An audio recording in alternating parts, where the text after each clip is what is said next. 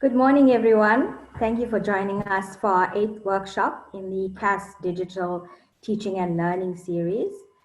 We are so delighted to have Dr. Upasana Singh today to help us with all our assessment questions and queries.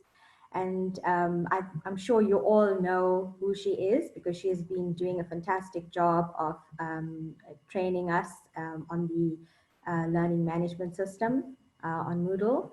And we are also so delighted to have representatives from the ICS here today. It's so important that academic needs inform ICS IT decisions. So we are so happy to have Mr. Vasu Chetty, and I believe that he also has invited some of his colleagues. And so we will be directing questions, I think, to them a little later, but we have a lot to get through today. So without further ado, I will hand over to Dr. Upasana Singh. Thanks, Nirisha. Good morning, everybody, and welcome to today's session. As Nirisha explained, this is meant to be a session where we're going to be interacting in terms of queries that you have with assessment. And the reason that we are running this session is to try to address the queries that you have in the move to online assessment. So what I've done is I've taken some of the queries that Nirisha has sent me from the registration form, and I've tried to categorize them based on what delegates or what the academics were asking, and I will try to answer these to the best of my ability. Please understand that I am totally out of this field of chemistry, so if I don't understand what you're asking in terms of your question itself, please feel free to raise your hand and chat to me so that we can both be on the same page before we move on to the actual implementation of assessment for that particular question type. So I'm coming in from a total IT background in terms of my discipline and my speciality. So I may not fully understand what is required in your particular discipline. I also want to thank Vasu for attending because there are a few queries which I don't think I can address myself. So I'm going to be referring these to Vasu and to his team, and hopefully they will be able to give us some insight onto them. Okay, so I'm going to start with the very first question, and the reason that I'm starting with this question is because there were a few questions that dealt with question types and how do we set them, how do we mark them, and so on. So one of the questions that came through was, I would like to learn how the online system can be used to set short answer questions, to set essay questions and calculation questions. And in addition to that, the academic asked, how do I get them to be marked automatically and graded automatically? Then a related question that came through was, is it possible to set tests based on free response questions using digital platforms? And I'm assuming that free response means your short answer and your essay types of questions. And if yes, how can these questions be set by the lecturer, answered by the student, and marked? So my first line of advice to you is, the UTLO has a portal which has been developed for academics, and on this portal, a lot of these questions are already answered in two formats. One is that there's a recording of the webinars that we held at the beginning of the lockdown, which take you through the whole process of setting quizzes from the beginning till the end. If you don't have time to watch the entire webinar and you don't have the patience to go through the entire thing, what we've then done is created short help videos, and each of these videos is based on a specific topic. So if you just bear with me for a minute, I'm just going to show you an example of it on the website. Just give me a minute to switch my screens, please.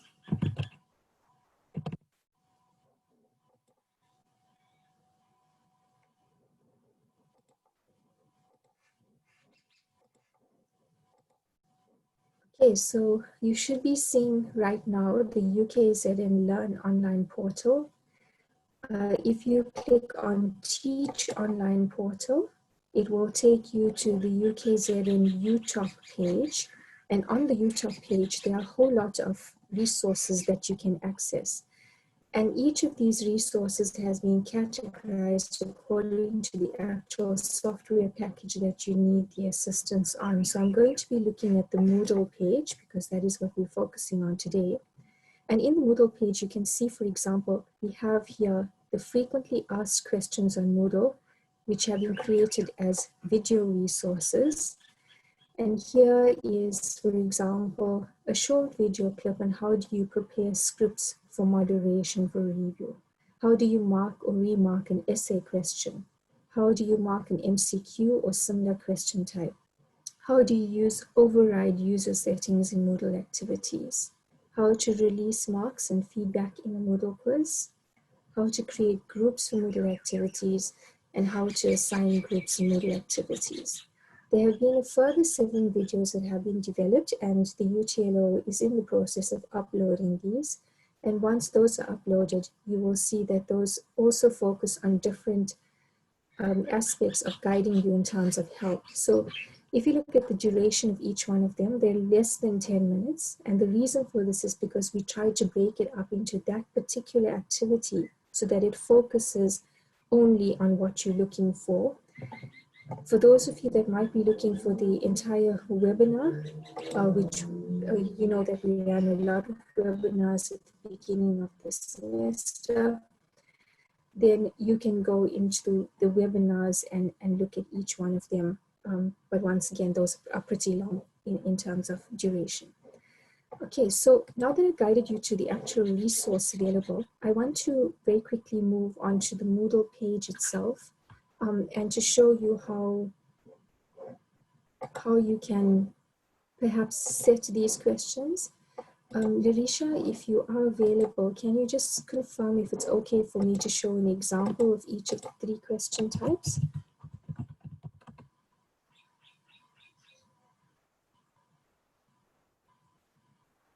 Hi, Larisha. Sorry, Upasana, I didn't hear you. I wanted to know if it's okay for me to go through an example of creating each of those question types that they queried about.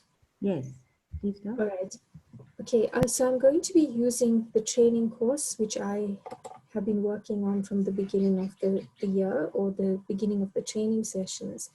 And you will see, for example, here we have, okay, let me just show you an example of the question type. Let's look at this test. I want to just show you the question types that we have in this test. So in the test that we created as a demo test, you can see that we have multiple choice questions, true and false questions. Here is a numerical question type. The screen is not shared. A matching question type. Sorry, Upasana. Yes. Your screen has not been shared. Okay, sorry about that. Now, is it visible now? Yes. All right, thank you. Okay, apologies for that. So if you just look at this quick demo quiz that we've created during our training sessions, you can see that we have a variety of question types here. And the ones that were specifically asked were the essay questions, the short answer question, and calculation questions. Now, in terms of calculation questions, I do not have a clear-cut answer for you there. I will show you how a numeric question type works. Okay, which is where a student does a calculation and enters a numerical value which can be marked automatically. And I will also share with you some of the plugins which I think you can make use of in chemistry, in maths, and in those kind of disciplines. And then I'll hand over to ICS to give us some feedback as to whether they will be able to get those plugins for you. Okay, so if we want to very quickly preview what a numerical question type looks like.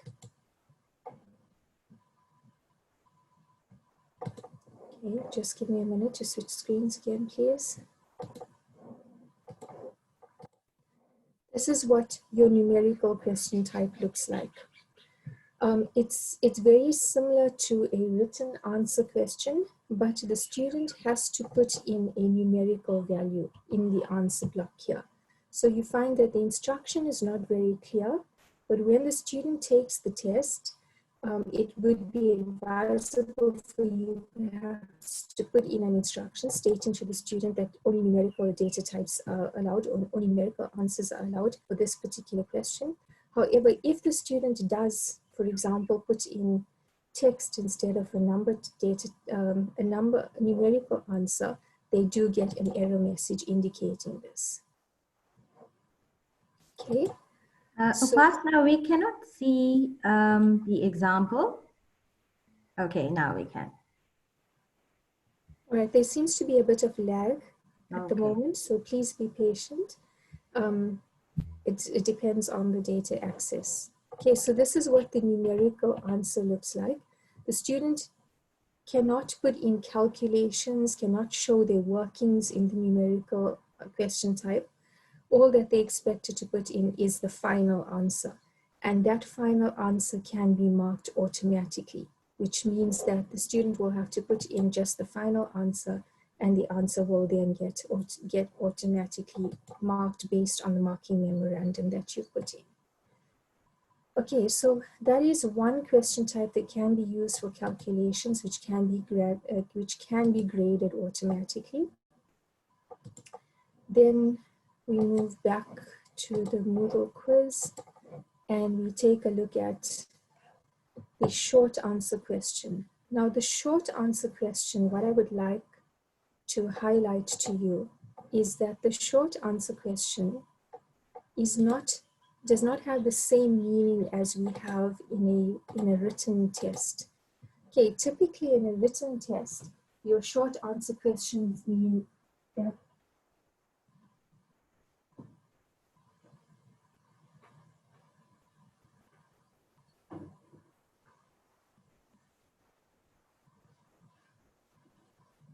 so in a short answer question in a written test, we're expecting the students to give us maybe a paragraph, maybe a sentence or two. However, in an essay question, we're then allowing the student to write much more text, so possibly a page or two or many paragraphs and so on.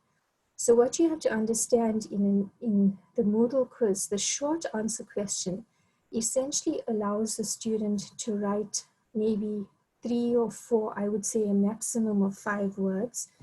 And those 5 words are marked automatically by the system, which means that when the student provides the answer, if there's a spelling error or if there's a commonly misspelled word used, you have to put in all those variations as part of the marking memorandum so that you're still giving students benefit of the doubt. Because remember, you do know that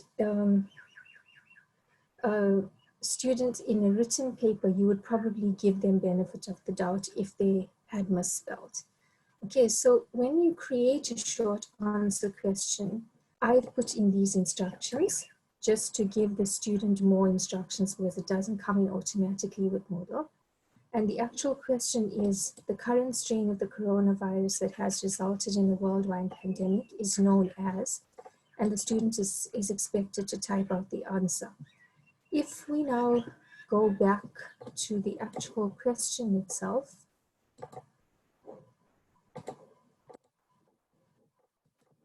okay, so if I look at how the question was set up for the short answer question, I'm just going to edit it to show it to you. You can see here that I have the question, the default mark, which comes in as per usual, but I have a variety of answers which I can then include for the student to type out. So for example, the current virus is known as COVID-19, and I'm grading that as 100%.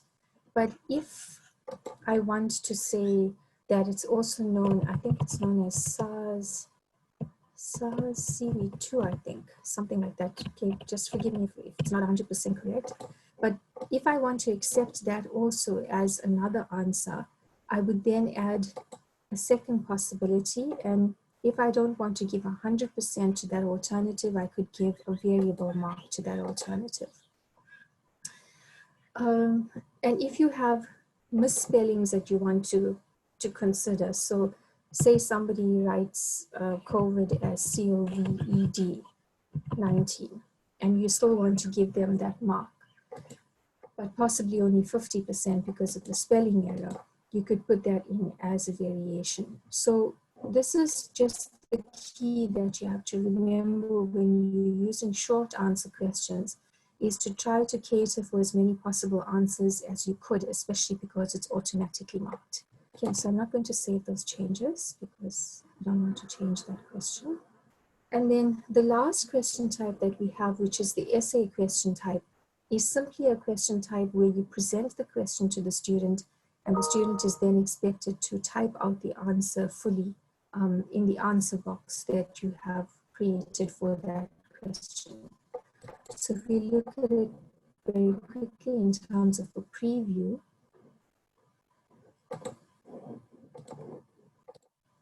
okay, here you can see the essay question type. I'm asking the student to explain Pascal's law and the formula for Pascal's law. And I'm giving the student these 3 lines here, are additional instructions that I'm giving to the student. So I have typed those out. It doesn't come automatically with Moodle. The student then types out the answer in this answer box here. And I've told them that the answer should be a maximum of 10 lines, and that they could use formatting options on this HTML editor here. So I know that in your kind of disciplines, you often use the equation editor. So you could direct students to the equation editor specifically for them to be able to complete the answers.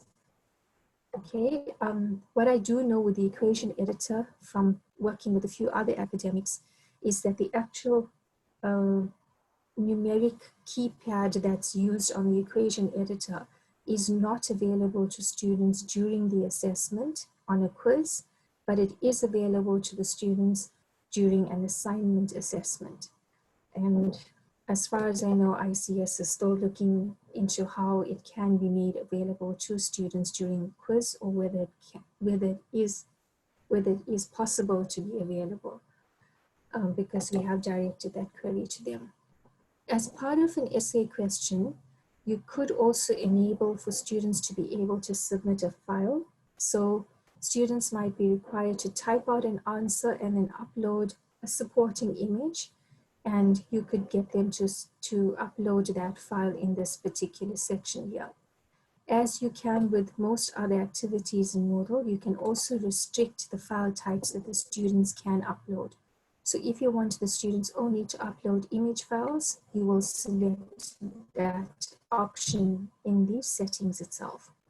The last point to remember with an essay question is that an essay question is not automatically graded. So it can be submitted online, but you as the lecturer would have to go in and mark that question manually. And if you have an essay question as part of a quiz with other question types which are automatically marked, the final grade for the student is not calculated until you complete the marking for the essay question. Okay, so these are some question types that I thought I would share with you in terms of examples. Nirisha, I'll be guided by you now as to whether I should move ahead with the next question, or whether I should go into the nitty-gritty of actually creating these 3 question types. I think while you're there, you can just go into the nitty-gritty aspect of creating them. Creating the question types. Yeah. All right, fine. Okay, so I'm going to go back into Moodle, and I'm going to use an entirely new quiz for this. So just give me a minute, please. Okay, so get back to that course.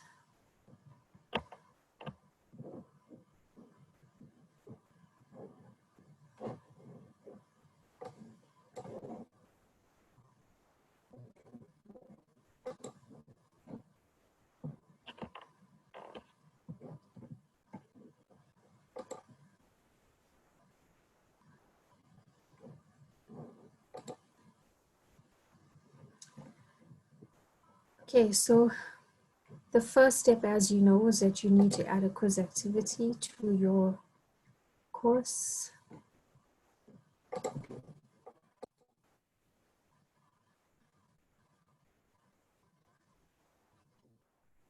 So I'm going to call this CAES quiz. I'm not going to go through any of the other settings here because we don't have time for it, but just want to make it available.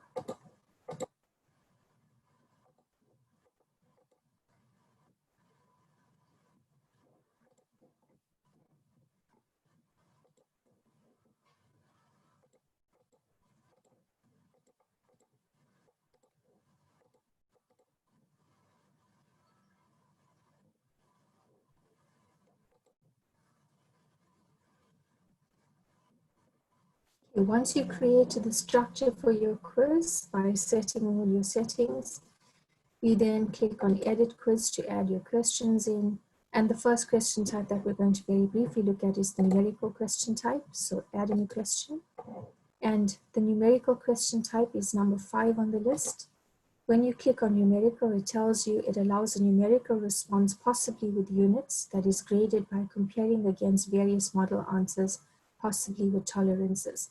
Okay, so for those of you that use units and tolerances, this is one way in which you can ask the students the question.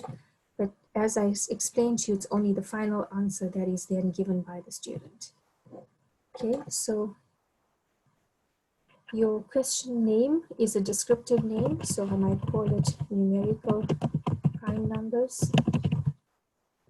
Okay, and then your instructions and the actual question itself. So as I explained to you, in your question text here, you could put in the instructions to the student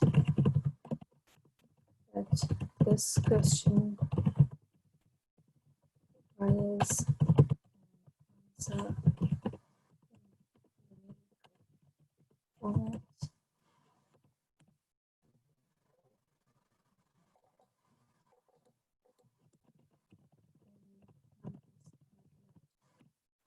Okay, and then the actual question itself.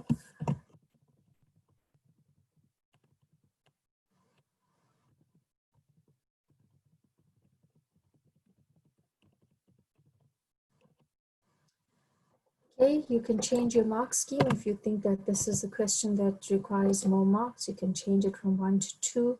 And then here are the answers that you can put in. Okay, so if the answer is, and I'm not sure if it is correct, but assume that's the correct answer, giving it 100%.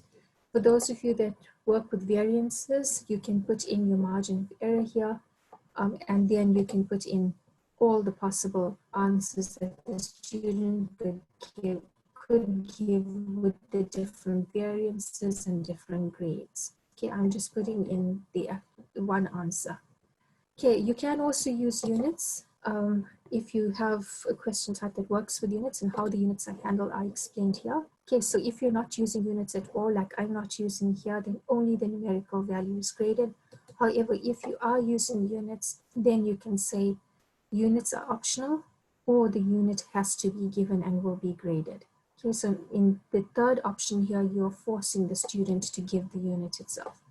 And then you can decide on the penalty that you're giving for the student, especially if you are allowing them to take multiple tries on this particular question itself. Remember that multiple tries means that the student can take the question as many times as you specify, whether it's 3 times, whether it's 4 times, whether it's 5 times, but each time they take it, there's a penalty that is deducted for each incorrect try. So you don't have to use it, but if you are choosing to use multiple tries, then remember that you need to give them a penalty. And for each incorrect try, you need to also provide them with some sort of feedback in terms of a hint, hint 1, hint 2, hint 3, for each of their tries that that the student attempts. Okay, so I'm going to remove units because I'm not using it, and that is how the question is then created. Okay, so there is your numerical question type here. Okay, the second question type that we look at is the short answer question. So your short answer question, as we said, allows a response of one or a few words, and the guideline I use is between 5 to 6 words, that can be graded automatically by comparing those words with various model answers, which may also contain wildcards. Okay, so I'm going to call this short answer pandemic. Okay, and the actual question is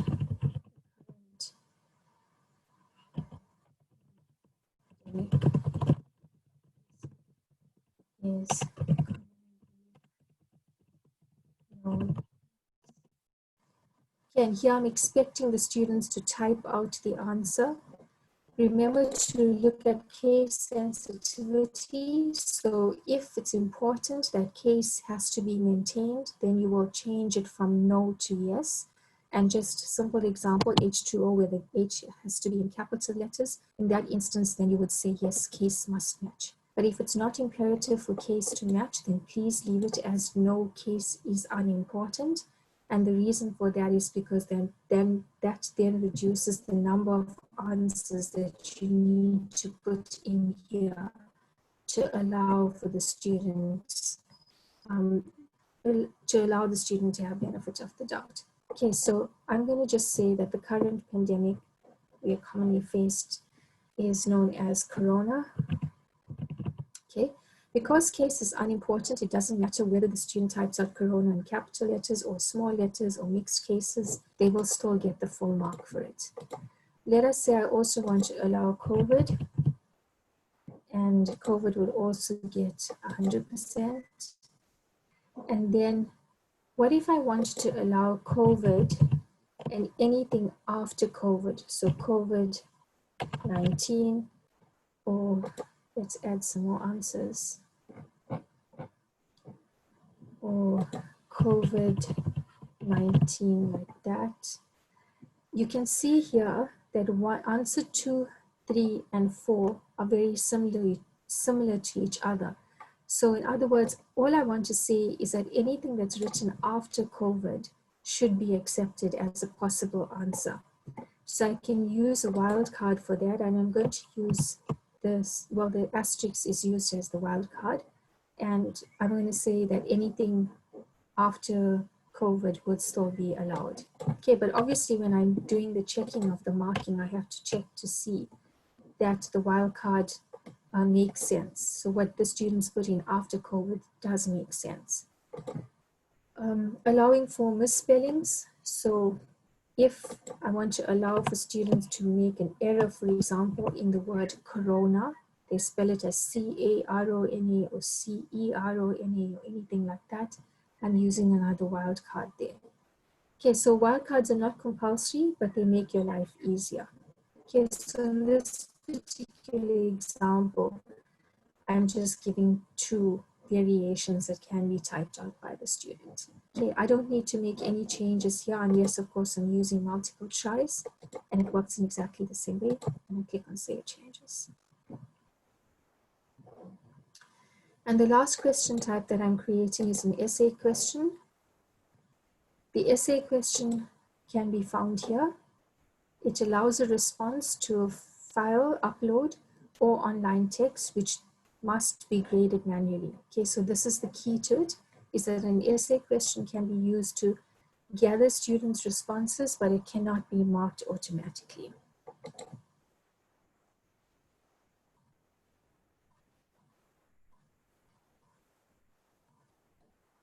Okay, so here's the essay question.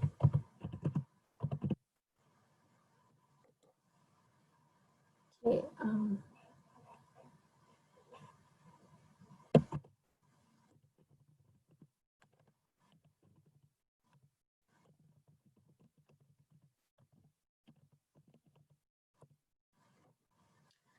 and perhaps I want to change that to 5 marks.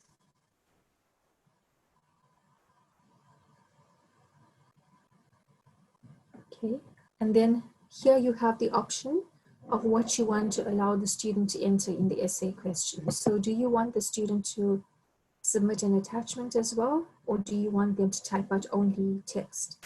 If they're going to be typing out text, what format do you want the text in? Do you want it in HTML? Do you want it in plain text? Or do you not want to allow the student to type out text? You only want them to upload a file. Okay, I'm going to leave it as the HTML editor. So if you require the student to enter text, then you would leave it as compulsory. If text input is optional, you would change it to text input is optional, but remember then that you need to put in some attachment that or allow the student to upload an attachment. What is the limit that you want the student to type out? So like in the previous example I showed you, I had limited it to 10 lines. And because I had put in a limit of 10 lines, I then went and I adapted my instructions here and I told the student that they need to, maximum of 10 lines is allowed for that answer. Okay, so that's something for you to remember to include, because the student could start typing out and then reach line 11 and it doesn't allow them to type any further. Okay, do you want to allow attachments? Yes or no? And if you are allowing, how many attachments do you want to allow the student to attach to this particular submission? And okay, let's assume we say yes. I just want to show you how you would change the file types that are accepted for the submission. You can click on choose and you can limit the file types that the student can submit. So if you want them to submit only a PDF file, you would scroll down until you get to document files. And in the document files section, so you would expand it and you would click on PDF. And so once you've selected the file type that it's restricted to, the student will get that message displayed that only PDF files are accepted. So if they try to submit a Word file, or image file, or any other file type, it will not be accepted. If you have multiple graders that are going to be working on marking this particular quiz, you can put in your marking memorandum here.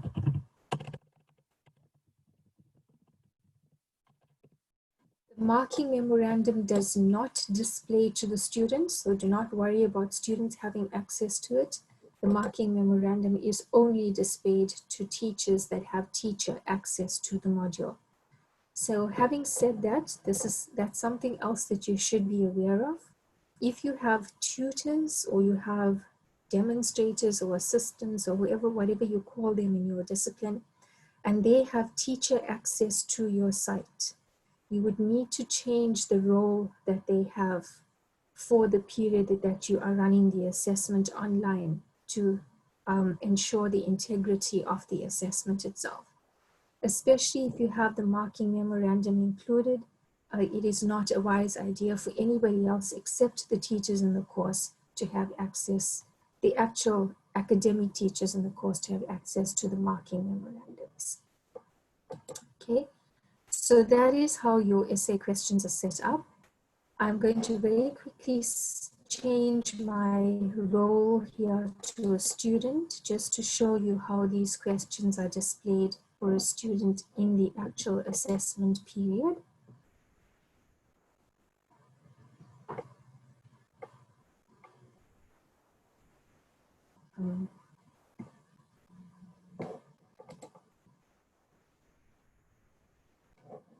Okay, sorry, I'm not sure what happened there.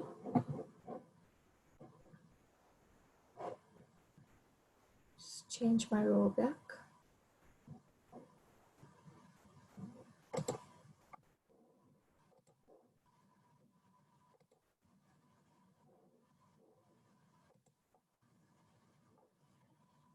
Please just give me a minute. I just want to change my role back.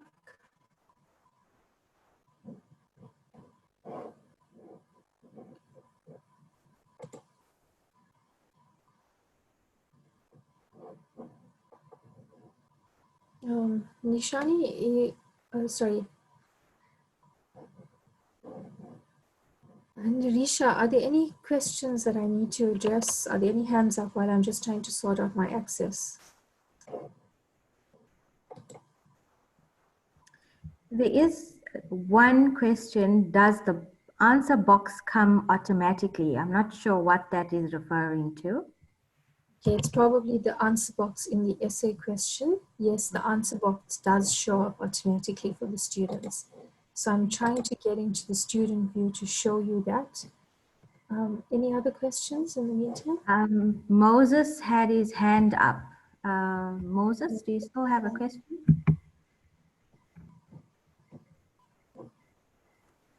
Thank you. I have also typed the same question in that when I finish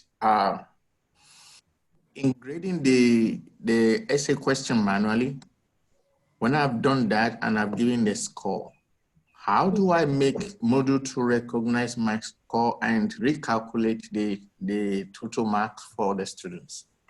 It does it automatically. You don't need to do anything. There was this assignment I tried to give out, and I gave out actually, and when it came to giving score, I put in the score and it was not just affixing, it wasn't staying. All right, Moses, you need to verify, you're talking about an assignment or you're talking about a quiz? It was a quiz. Okay, I have no idea why it didn't automatically calculate. It does automatically recalculate. So perhaps you would need to contact the ICS Learn team and they would be able to assist you because they can access your course. Will you please try to give grade what you just kind of give a grade to the essay question that you did now? Let me see how it works. All right. Thank you. Okay. All right, we're back to the student view now. So I changed my role to a student. The student would see this. I'm going to access the quiz as a student. Whatever you're seeing now is what the student sees. So this is what the student sees when the quiz opens, when the quiz closes. Remember that the student will click on attempt quiz now. And when they click on attempt quiz, because we created only 3 questions, here's your 3 questions. The student can then navigate between the questions.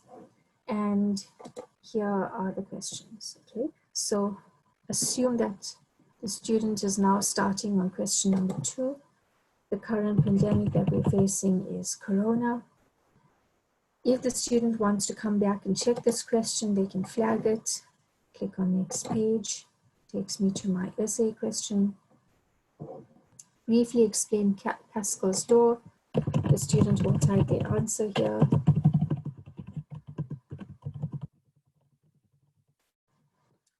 Okay, remember that I said the student could also upload a file. So the accepted file types here is a PDF document only, because that is what I restricted it to. And the student has not answered question number 1 yet. So they go back to question number 1 and assume that, let us assume that the student put in the answer as 11, okay? When they now move back to question number 2, because they want to reattempt it, you will notice that it gives them an error message. And so they have to ensure that the number that they enter is a valid number, okay? Because it was a numeric question type. Okay? So if I type out 11 there, for example, now, and I move back to question 2, that question is then marked as completed. Question number 2 has a flag. I'm going to say remove flag. And once I'm done, I've completed all my questions. I can click on finish attempt. It gives me a summary. Question 1, question 2, question 3, answers have been saved. Return to the attempt. If I want to double check, I can do so. If I don't want to, I can simply say submit all and finish. It then verifies for me that I'm going to be submitting, because once I submit as a student, I can no longer change these answers. I click on submit all and finish, and the submission has been made by the student. You will notice also that because I disabled the feedback options, the review options in the setting of the quiz initially, I took all the ticks of review options once the student has submitted the quiz, they cannot access the quiz, they cannot go back to their marks for this quiz. And the reason why it's allowing me to reattempt the quiz is because the number of times I said that the student can take the quiz was unlimited. If you're wanting the student to take it only once, you would ensure that your settings state only one time. Okay. I'm now going to switch my role back to my normal role, and I'm going to hope that it has recorded my answers. Because remember that I'm both a teacher and a student on this course. So now I'm back to my normal role as a teacher, and I can see that there has been one attempt. So if I click on the attempt here, it's going to show my name again. So please don't get confused. This is me as a student. It's showing me which questions I've answered. Moses, I hope you're able to see what we're doing now. You can see here it says that the final mark has not been graded yet, and that's because I have one question that still requires grading. So because there is only one student, I can simply click on require grading here. Now in your, it's going to open it up in a new window, so give me a minute to share that new window. Here is the essay question, the response that the student typed out. Remember, I typed out that particular sentence. So as the lecturer, I can go in and I can read the student's response. Once I've read the student's response and I want to add in a mark, I click on make comment or override mark. Now, unlike in the assignment tool where you have the various stamps of ticks and crosses and so on, you don't have any of those details here, okay? So as the lecturer or the teacher in the module, you can read the student's answer and you can type out comments as part of the feedback for the answer that the student has given.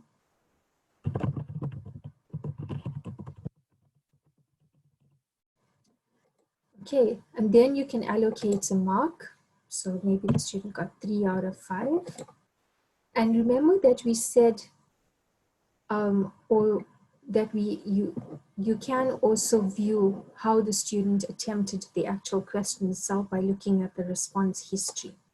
Okay, so what time the student started the question, what time they finished it, and what time they submitted that particular question.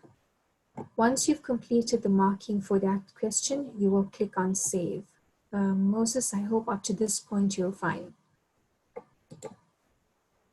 Okay, so the question has now been marked, and you can see that the student has a mark out of 3. Okay, once you've completed the marking for that question, you go back to the Moodle page or to the gradebook page. And when we go back to the gradebook page, just give me a minute to share my screen again.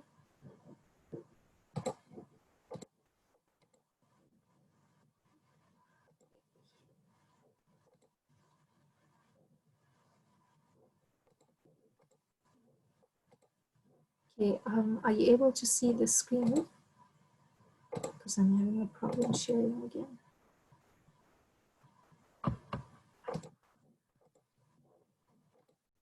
Okay, are you able to see the screen now? Yes. Okay, so when you go back to the actual grades, you can see here that this particular question has been graded and a final mark is now allocated to the student, which tells us that all the questions in this particular script have now been marked. So that is essentially how you set the questions. And you can see here that the 2 other question types were automatically graded. Okay, so that's essentially a short summary of the first set of questions which were asked by your academics. What I have also found that is available in Moodle is known as the Gap Fill plugin. The Gap Fill plugin essentially allows you to have multiple answers that are missing in a question. Remember, in your short answer question, only one answer can be typed out by the student. In the gap fill plugin, multiple answers can be typed out by the student, which are then marked automatically. So this is a workaround for those of you that want to ask questions where the students need to show workings, for example. So multiple gaps that need to be filled. And other plugins which I have also noted, there's a research paper that is available on the use of VLab Embed, which is another plugin available in Moodle, which is used for chemistry education. I'm not sure how practical this is at higher education level and whether this is only suitable for basic education and secondary education, you know, that sector, the school sector. But you would know better. So there is a full research paper available on this, and if you would like it, I could share it on the chat facility. And then there's also something known as the stack plugin. I'm sorry if the screenshot is not too clear, but the stack plugin can be used for quadratic equations. Okay, so that is another plugin that is available in Moodle. And then something that is not directly related to Moodle, which is known as the PHET simulation tool, which is housed at Colorado University. You could also use this simulation. They have a huge set of simulations which can be used. Okay, so sorry, I should be having this in slideshow view. Just the sharing is getting to me today. Okay, so the PHET simulations can also be used. They have simulations for physics, for chemistry, and maths, I think for quite a few different types of simulations. So those are some of the plugins that I have managed to locate. There may be others which other academics are aware of, and if you do know of them, please feel free to share them with us. I would perhaps like to just hand over to ICS Academic Computing for them to enlighten you on whether these plugins can be made available and how they can be made available to your discipline before we move on to the next set of questions. Thanks, Upasana. Before I answer the plugin question, there are some questions for you in the Q&A, and I think two people have their hands still raised. I don't know if you just want to address that before I talk about the plugins. All right, fine. Gyan is asking, is there a way to change the default in multiple tries to 0? Gyan, you just don't select, you don't work with the multiple tries box if you're not wanting to give the student multiple tries. It's as simple as that.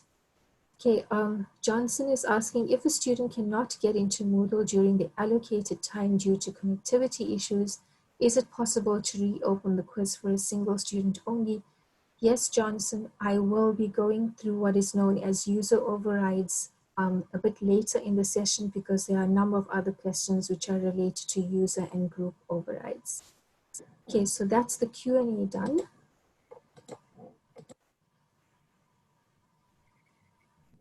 Okay, I see the other one's been answered. When I grade an essay manually, how do I fix the score?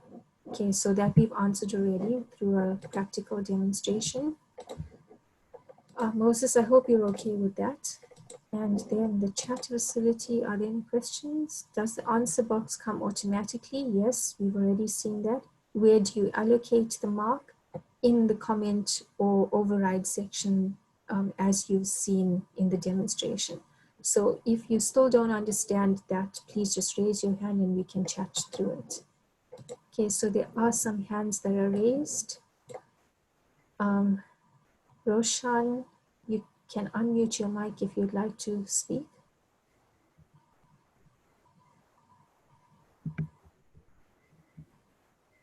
Please unmute your mic. I use the MCQ. I'm from mathematics. Okay, but the problem is that the student can't see that mathematical expression. You know, it comes as maths error, that the equations. So how can I solve that one? And secondly, that when when they're done, I don't want to see them the answer for this. I try to tick out all this non-tick this thing. But that recently I figured out that when I was reviewing, is it for me that I can see the right answer, or is it that it was there, that student? I don't want them to review that the answers, get the right answer. Students will not be able to view the right answers unless you have set your review options to allow them to view it during the test. So that no, I didn't do it. I unticked that one, that answer part. That I said the overall comment, and that they can see that whether they're right or wrong, but not the right answer. I unticked that one, but still I can see that it's showing the right answer. What is the right answer? I'm not sure about that. Okay, so your first query with regard to the equation editor, I'm going to hand that over to ICS because I have no idea about that. And the second query with regard to the review options, as long as you have unticked the fact that you don't want students to be able to see it, students should not be able to see it. So if you're still having a problem, contact the Learn team because they have access to your course and they can check your quiz. Okay, thank you. Thanks for that. I'm sorry, I can't pronounce this other name whose hand is up. Please, can you just unmute your mic and speak to me? Well, I just wanted to see, my name is Pardon Mucha Onyerwa. It's long. Can you say that again for me? Well, I'm sorry, but that's my name. Sorry, can you say it again?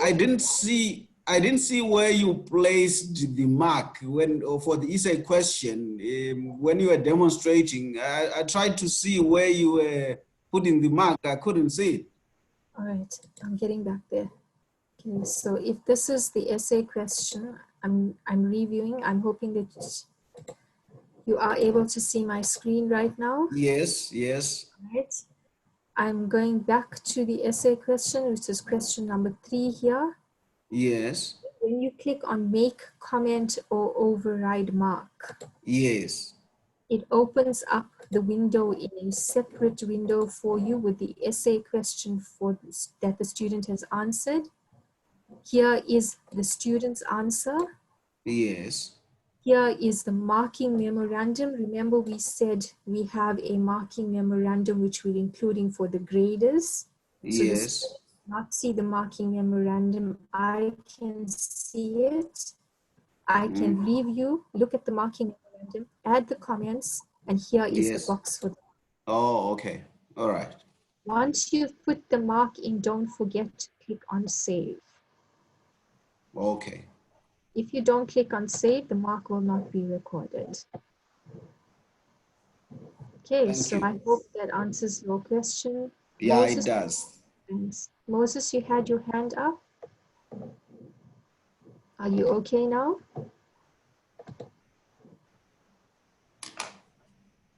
All right.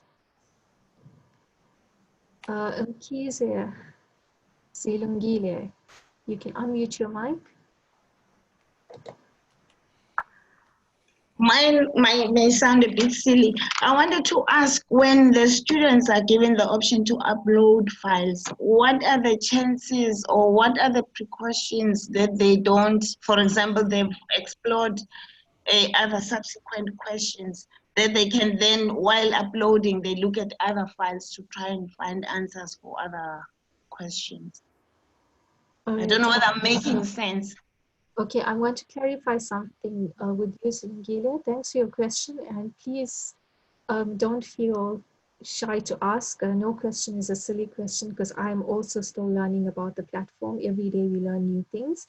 So that question that you're asking me is, are you not wanting students to see previous questions in the quiz, or are you not wanting them to access material outside Moodle?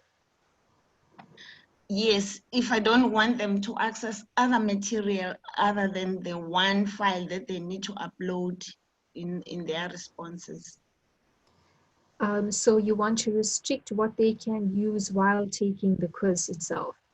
Yes. All right, there is something known as a secure exam browser. I will be covering it later in terms of one of the other questions and how it can be implemented and other proctoring facilities we will hand over to ICS when we get to that question. So hopefully by the end of the session, your question will be answered. Okay, thank you. Okay, there's one more question on the chat. Okay, Moses says he's done. Okay, so Vasu, with that question, I'm done with my side of it. Do you want to address anything there? Yeah, I'll speak about the plugins. I think also in order to save time, if people are going to have a dialogue with you, what I'd prefer is if they sent us an email so we can take over their screens, like if there's a specific problem. You know, for example, the one guy said that when he changed the essay mark, it wasn't changing automatically. So just send us an email to learn@ukzn.ac.za. We'll take over their machines and then we will, it's probably, you know, just a once-off issue that we can look at and not bog people down with the dialogue between yourself and the users, if that's okay. I think just to talk about the plugins, so the plugin, Moodle has two types of plugins, contributed, and then you have to purchase a plugin. And we haven't formalized a process for plugins as yet. And since we moved online, everyone requires a plugin for different reasons. Either it's for when you're doing your calculations or equations. So there's a whole lot of plugins that people have been asking for. And the issue around plugins is that we have to ensure that Moodle stays extremely secure. And plugins provide a loophole in the system in breaches of security. So what ICS is required to do is that we'll have to test every plugin request that you send to us. And there's a few things that you need to understand. So the testing of a plugin takes a really long time. And with the number of requests for plugins, we've been inundated with requests and we cannot test every plugin. So that's the first issue. The second issue is that the plugin needs to be reputable. So what I mean is you may find a plugin that's useful for your course. You have 15 students or 30 students or whatever the case may be. It may be useful in your course, but it doesn't benefit anyone else. So all of that testing goes into the plugin just for a small number of students is not really worth ICS looking into that plugin. So what we're suggesting, and I've dropped the ball on this, I should have had the request made already. What we're requesting is for the schools that require plugins to write to their colleges, the academic leader, and that academic leader will speak to all the schools within that college to see if that plugin is required. And then the request will come to us. Then we know, there's quite a number of students that want it or it to be useful for them. But before that, the plugin, most of the plugins are currently being offered to staff are not free plugins. So they may offer you 1 month or 2 months or 3 months as a trial for the plugin, and thereafter you'll have to pay for it. So you need to ensure that your school can purchase that plugin after it's tested. We don't want to test a plugin and then you're not going to buy the plugin. A reputable plugin is, so many people write plugins because it's open source on Moodle. Many people write plugins that suits their need. So a reputable plugin is someone maybe like the Pearson group or some educational group that writes plugins for Moodle. In this way, we can ensure that the plugin that you put onto Moodle will be maintained in the newer versions of Moodle. Because whenever a plugin is written, it's written for a particular version of Moodle. And we change our versions of Moodle possibly twice a year. And at the end of the year, we do a major change of version. Those plugins that we've installed will all break if the service provider that wrote the plugin for you does not write the plugin for the new system. So that's why when I say you need reputable plugins, you need to find a service provider that will be updating that plugin with the new version of Moodle. So plugins may be useful and quick and easy, but there's a lot of work that needs to happen in the background in order for us to make sure that it works. I think the other point about plugins,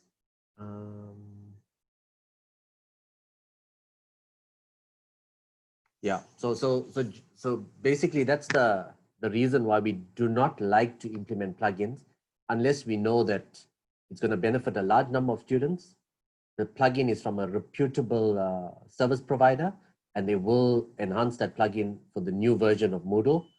And your school is going to pay for that plugin when there's an upgrade, when there's a version upgrade. So that's the issues around plugins. Thanks, Upasana. Okay, thanks everybody. Thanks Vasu for that explanation. So, okay, I have covered question number 1.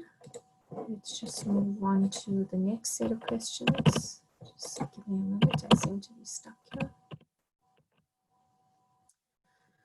Okay, so the second set of questions seem to come up about how do I set Moodle to accept Word documents for submission of short and long essays, and how do I upgrade it afterwards?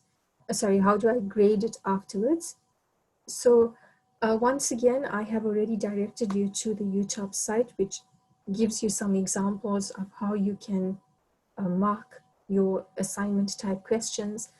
But what I want to stress to you here is, please, you must understand the difference between an assignment and a quiz. Okay, an assignment is used in the same way that you would in a written assignment, where you are giving the students a question to work on, and you are expecting the students to do some research and then to complete an assignment and submit it to you. So your assignment is usually open for a week, 2 weeks, a month, and students submit a document, or they type out the assignment in text itself. Okay, which means that you type it out in Moodle itself and you do the on-screen marking. Whereas a quiz is meant to replace a written test. Okay, just in very simple terms, a quiz is the equivalent of a test situation. Okay, and in a quiz, all question types except the essay question type can be graded automatically or can be marked automatically. Okay, so that is what you have to remember, is that if you want to set Moodle to accept a Word document for submission for short and long essay questions, if you're wanting to accept a Word document in a quiz, you would set, or you would create an essay question like we just did. Okay, I've already illustrated an essay question in a quiz. And I've also illustrated how you grade it afterwards in a quiz itself. However, if you're wanting to do it in an assignment, then you would have to set up an assignment for that. Okay, and then when you're setting up the assignment, you would need to go back and grade it on screen. So, okay, Narisha, with your permission, can I show them how to set up an assignment, or is that something that staff are already familiar with? I think you can just quickly go through it for those who are still a bit unclear. All right. So I will go through how to set up an assignment, and then I'll briefly run through an example of an assignment that was previously submitted and how we mark it. Is that okay? Yes. All right. Okay, so once again, I'm back to my course page, turn my editing on. And the activity that I want to add for the students is going to be an assignment activity. And note that the assignment is different to the quiz activity. So in your assignment activity, students can upload different file types, and these can be marked on screen or digitally, and feedback can be given to the students either through feedback files, which you upload, or through on-screen marking. Okay, I'm going to very quickly run through the settings in the assignment.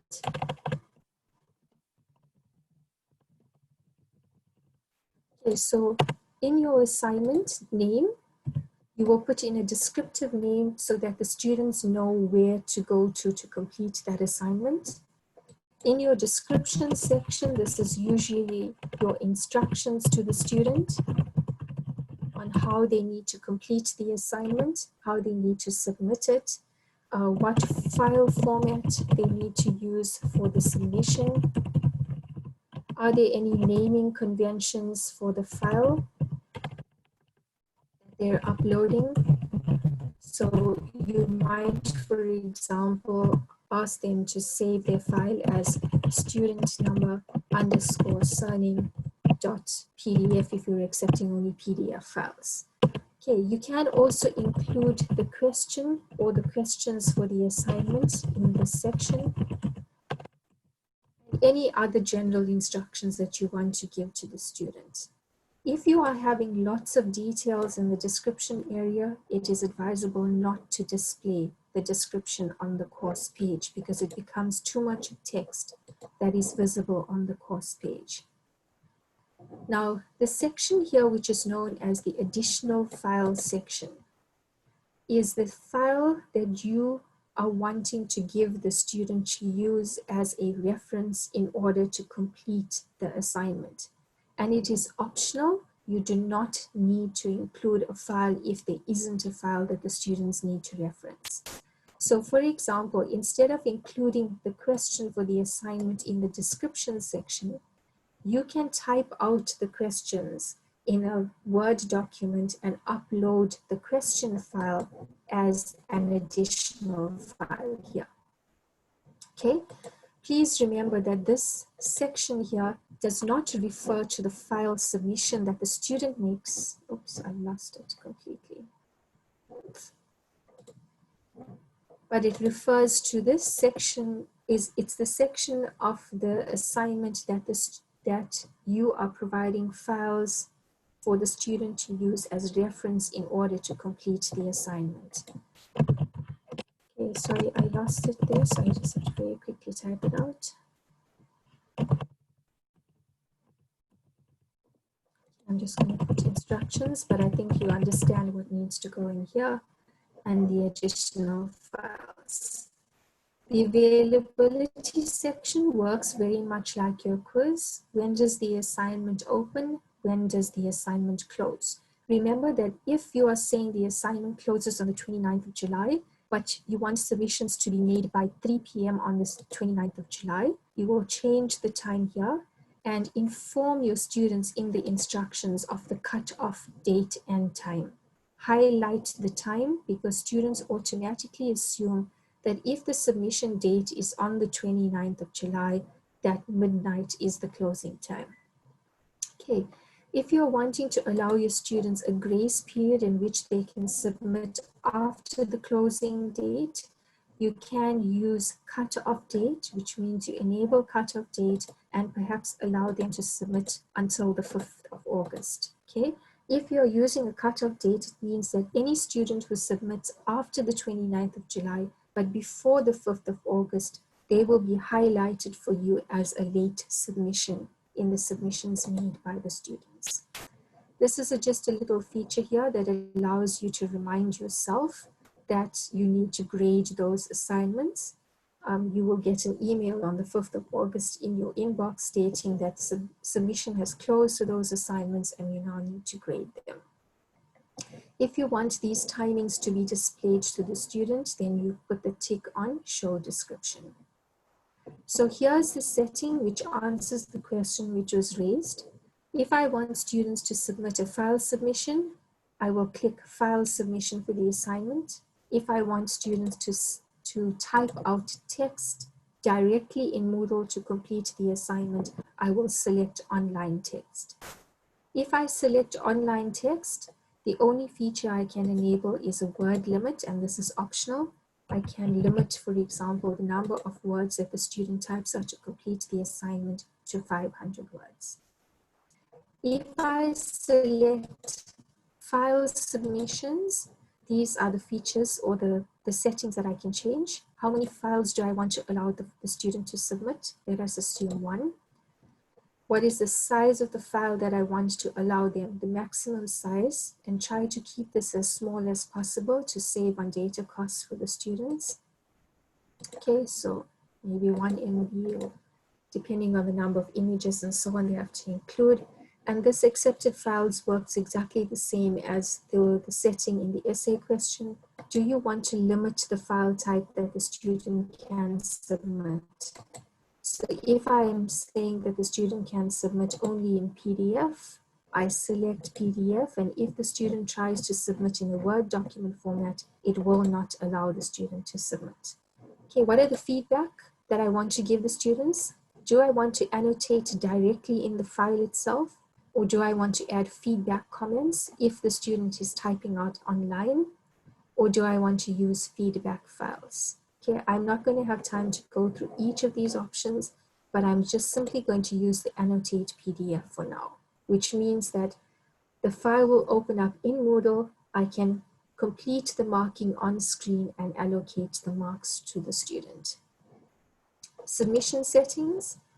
It's important here, or I choose to require students to click on submit.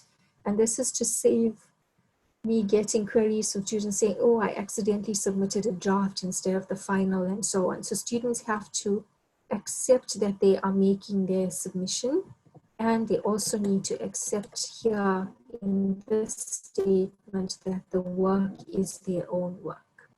Okay, number of times that the students can resubmit, and this is dependent on your course, dependent on your pedagogy. If you're allowing students to resubmit assignments until they get a better mark, you can choose the number of times that you want them to resubmit. Okay, I'm just going to leave it as never because I only want one submission.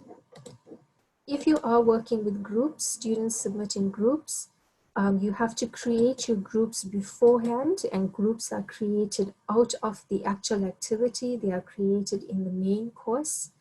And once you have your group set up, you can change this to allow students to submit in groups, and then you will choose the grouping type that you have created. For example, I already have a group created which is called assignment 1. Okay, for demonstration purposes, I'm not going to be using groups. Notifications, until you have completed your marking process for all of the assignments, you should not notify students. So my suggestion is that you change that to no. And grading, what type of grading are you using? Are you using marks, which means points, or are you using a competence scale? When you use a competence scale, it means that you are not allocating a mark for that assignment, but you are allocating competent or not competent in that particular topic that was covered in the assignment. Okay, I think most of us use points, so we leave it as points. And what is the grading method that you're using? Are you using simple direct grading, which means that you're putting ticks and crosses? Are you using a marking guide, or are you using a rubric? I will only be able to cover one of these today, and that is a simple direct grading. Okay, nothing else that's essential here, or perhaps I should just highlight to you the concept of blind marking. Blind marking essentially means that the student's submission is blinded to you, but it is not blinded from your side to the student. Okay, so if you don't want bias to crop in when you are marking the student's script, you can say yes to blind marking, and the student submission then comes to you with a student ID or identifier, which is not the same as the student number that they registered, but the Moodle identifier. And so you're not able to identify the student until you make the identity visible again. If you are working with multiple markers in a single assignment, then you can use marking workflow and marking allocation. Okay, so I created the structure of the assignment, and that is very quickly how you would set up your assignment. This is what the student would see, whether they've submitted or not, when it's due, and on their side as a student. So let me very quickly switch role to a student.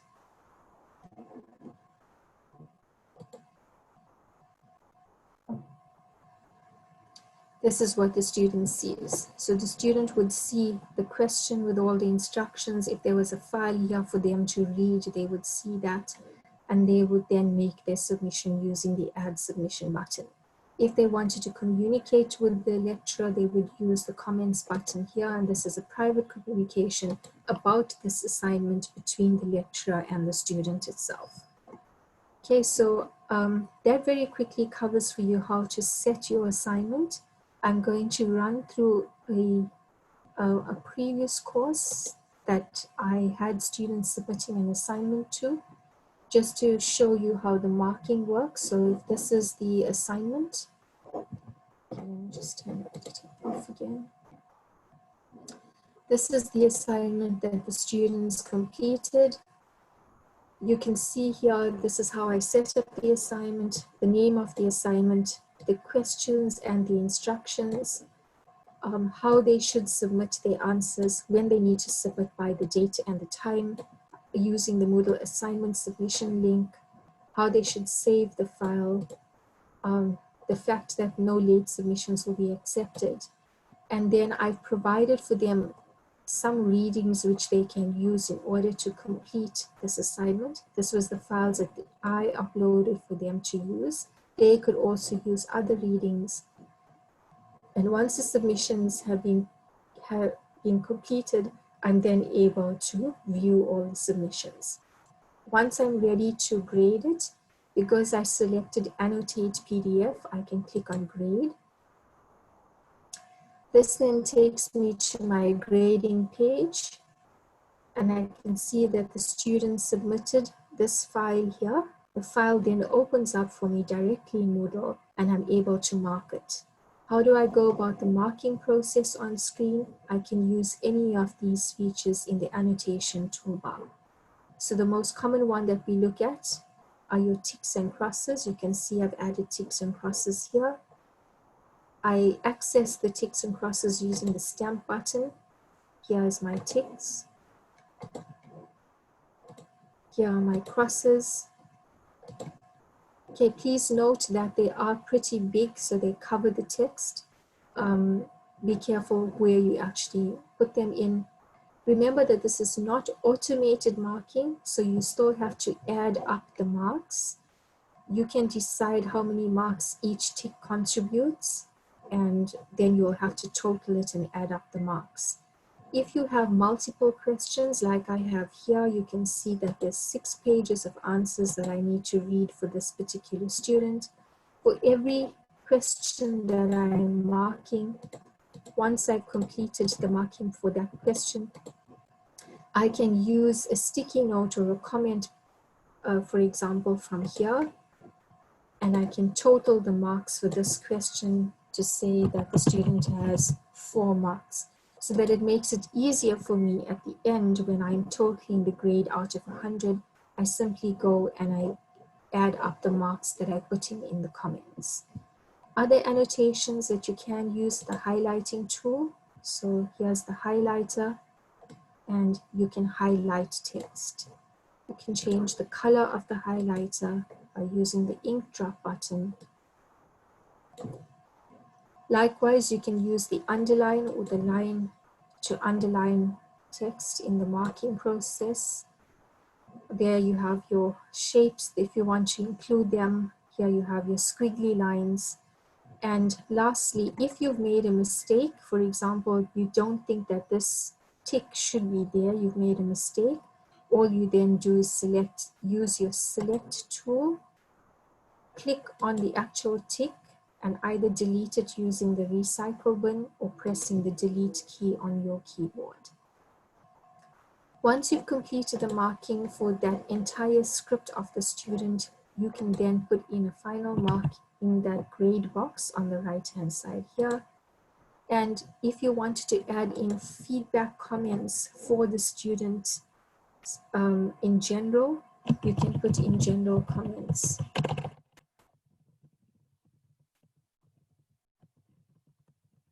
In the comment box here. You can also add in individual comments by using the comment box. It's feedback for the students on screen. Okay, so this is how your simple direct grading works. To move between your different scripts, you can see I've completed the marking for one student. I do not want to release marks yet, so I untick notify students and I say save changes. So that student script has been saved. I can now move to the next student by either clicking on the drop-down arrow and selecting which student I want to move across to, or I can use my navigation buttons to move from script to script. Once I've completed marking all 17 scripts and I'm happy with the marks for all 17 of them, if I need to get it moderated, I get it moderated. And then only do I click on notify students and save changes. Because when I click on notify students, the marks will be released for all the students, including the feedback for all the students. If I notify students one at a time as I've completed the marking, we might get queries from the remaining students whose script have not yet been marked unnecessarily. Also, you can see here that it highlights to me when the student made the submission for the assignment, so I can see if any students submitted after the cutoff date, for example. Okay, right now none of them have submitted after the cutoff date. So this is essentially how your grading works.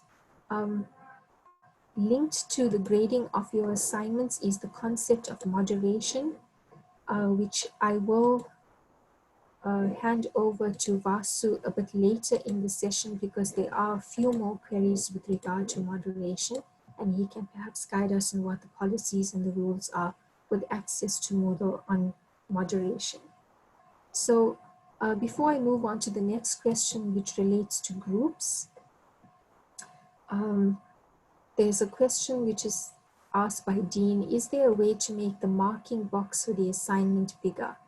Not that I'm aware of. If there is a way, perhaps ICS can enlighten us on that. Vasu? No, I don't think there is a way to make it bigger. I will check, but we get that complaint a lot. But no.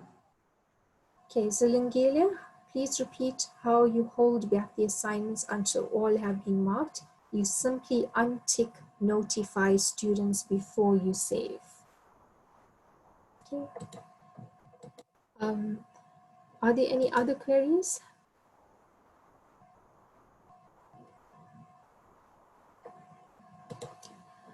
Okay, so I don't see any other queries. I'm going to move on to the next question then, which is dealing with groups.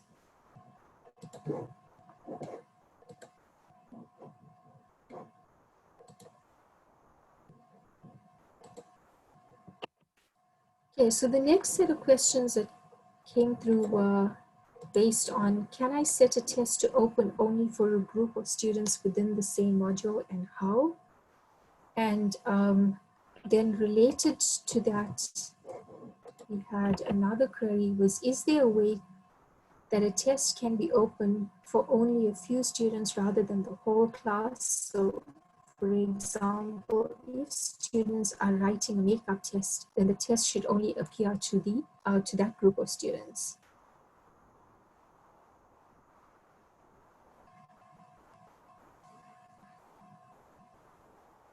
Okay, the way in which we can do this is using what is known as group overrides or user overrides.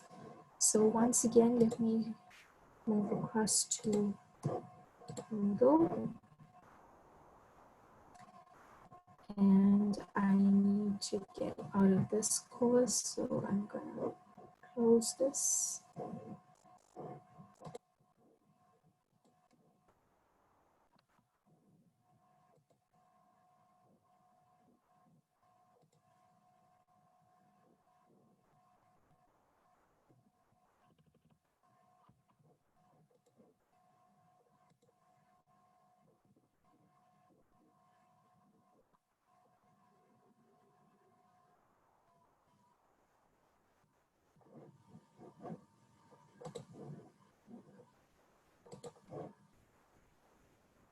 Are you able to see my screen on that end?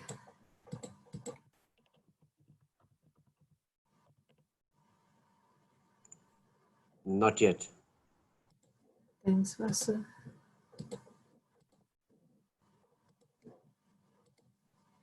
Okay, now It's up. Thanks. Okay, so we're back now to the course itself and the way in which you override settings in a course for individual users or for groups of students is to use the override settings. So you turn editing on the top right-hand corner and you scroll down until you come to course administration. In course administration, you will click on users.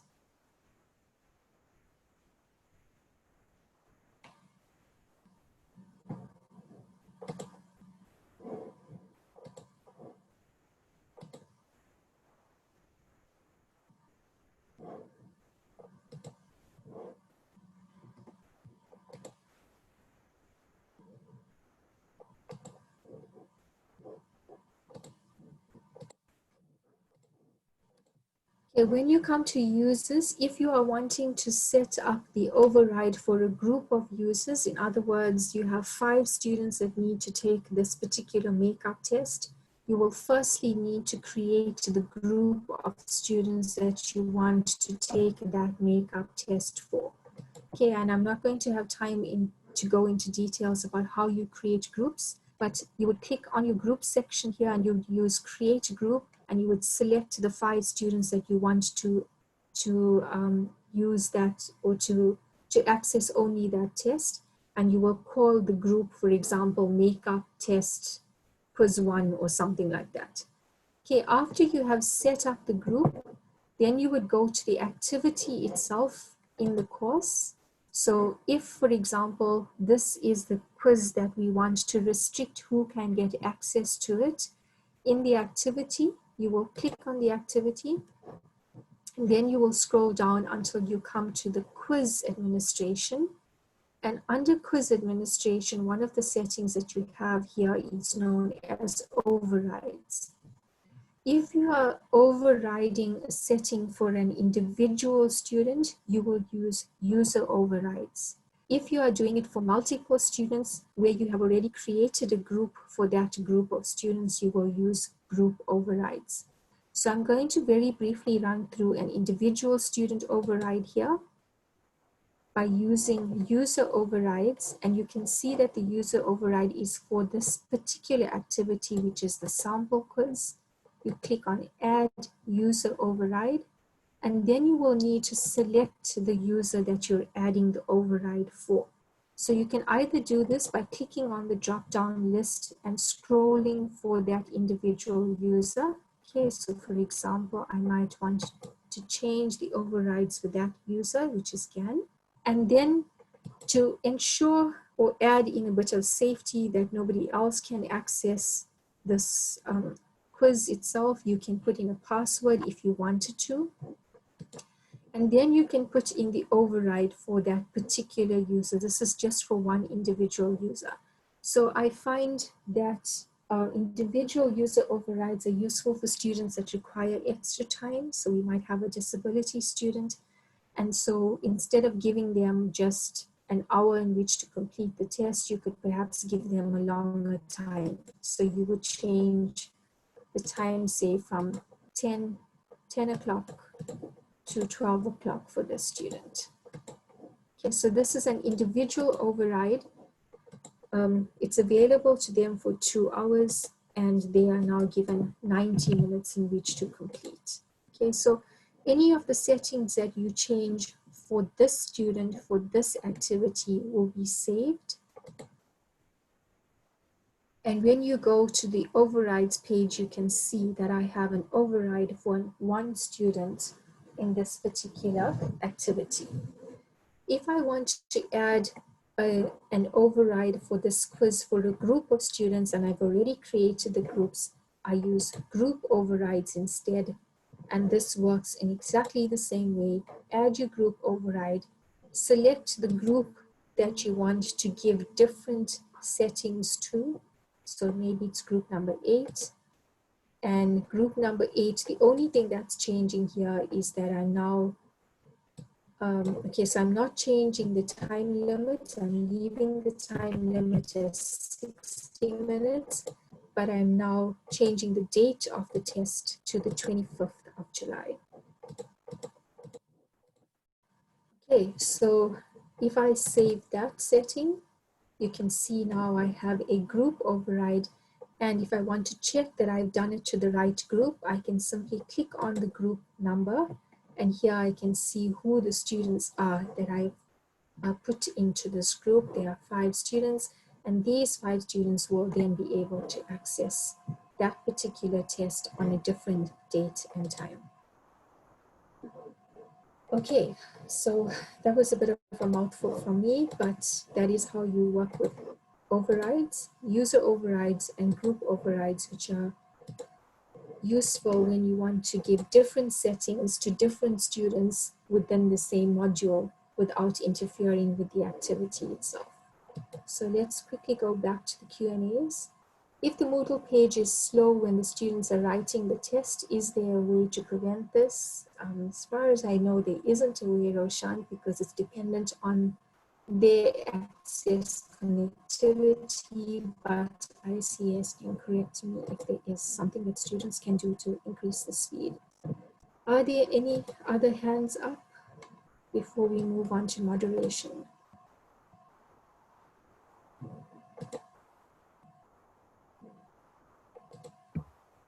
Okay. No, I think we can proceed. All right. Can we have a 5-minute break? I just need to get my breath back. Sure. All right.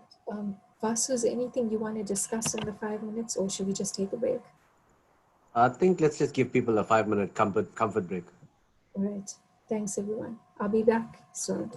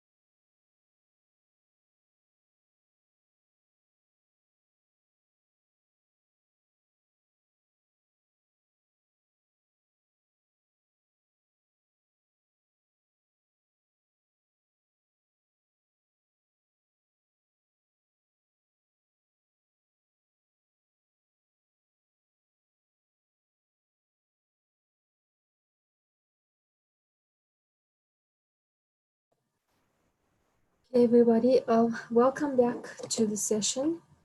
We are now moving on to the next set of questions, and the next set of questions is dealing with moderation. So essentially, academics are asking, exit level modules require that 50% of assessments is externally moderated. How do we make this possible using digital platforms? And the next question was, when I mark a test online, is it possible to save the students' answers as a PDF to send for external moderation? Okay, so once again, I want to highlight to you that the video is available. It's a 7 or 8 minute video clip, which shows you exactly how you can download the report in order to send to the moderators with the students' answers. It is downloaded in an Excel format, which if you want to, you can send as a PDF to the moderator. I will very briefly demonstrate this again on the site so that you can see it for yourself. And then if you still need further assistance, you can refer to the video that has been created. So if we go back, for example, I'm going to go back to the course homepage. I'm assuming that you are able to see where I'm at. Thanks. Okay, so we're getting back to the demo course, and I'm going to turn my editing off. I'm going to scroll down. Sorry, the connection is really slow today. Okay, so I'm scrolling down to a test that was already completed. And I'm going to go to the gradebook. Now, if we look at the responses or the grades that come up for the students, and remember that there's only one student who has attempted, so all my reports are going to show me just one report. But one of the options that you have, and I don't have the time to go through all of the reports, but one of the reports that you can generate, if you scroll down into quiz administration, you can see that you can view the results by grades, by responses, by statistics, or you can manually grade. Okay, the grades one is the one that we're familiar with, this type of report here. If you change the results to responses, what you then see here are the actual responses that the students gave to each question. So here's the normal details about the test, the students' details. And then you have question one, the response that the student gave, and then what the correct answer is. Okay, so this is probably the best type of report that you can download in order to send to the moderator. And if we click on download table data, which is how we download all of these reports, the format that I generally download it in is an Excel format. When it downloads in the Excel format, you will see it appearing at the bottom left-hand corner. If I now open up that spreadsheet, just give me a minute to switch views again. This is how you get a copy of the students' responses per question that you can then send to the moderator. Okay, now obviously there's only one here. There's only one response in this report, but if you have a bigger report, you will have, or you have more students, you have the full report that you can then send to the moderator. You can format this report, okay? So you can increase the size of the column so that it becomes more readable and so on. And once you've done with your formatting, you can then save this as a PDF if you feel that the PDF is what you want to send to the moderator rather than the Excel spreadsheet. Okay, another way in which you can send material to the moderator for moderation purposes, for those of you that need to send, for example, the question paper to the moderator for moderation purposes. There are two ways in which we implement this in our discipline. One is that we create the questions in a Word document, and we get them moderated by the external and the internal moderators before we upload to the online environment. And the other way is you can simply click on the preview button of the questions, and you can then use the print icon or the print option on your web browser. Okay, so here is the print option on your web browser, which is the 3 dots here, and click on print. Okay, and when you do that, it will then print for you the question in the format that it is available in the actual online environment itself. Okay, so if the moderator wants to see how it works. The last point I just want to make with regard to access to material for moderators is that I do know, as far as I know, there is a policy on giving access to external moderators or external academics for moderation purposes at UKZN, and perhaps ICS can just confirm that. Because at other institutions, for example, they do allow moderators access through guest access. So Vasu, is that policy still in place that we try to limit the number of external access? That's correct. So I don't know if there's a policy, but in ICS, we prevent most people, external people, from accessing Moodle. Because the understanding is if you do any work for UKZN, you're given a UKZN email address. You know, if you're a guest lecturer or you're going to get paid in some form, you do get a UKZN email address. And that's all we need to add you to Moodle, or for you to get access to Moodle. But we've changed that a little bit because of the pandemic. We will allow externals, but there is a process that needs to be followed. So if you can send us an email to learn@ukzn.ac.za. But I want to stress, if it's absolutely necessary to have an external, then only please request for this. If there's a way to prevent, obviously we don't want external people on our Moodle system because we are so dependent on it currently. Thank you. Okay, so, yes, can you just have a look at the Q&A section? There are questions regarding moderation there.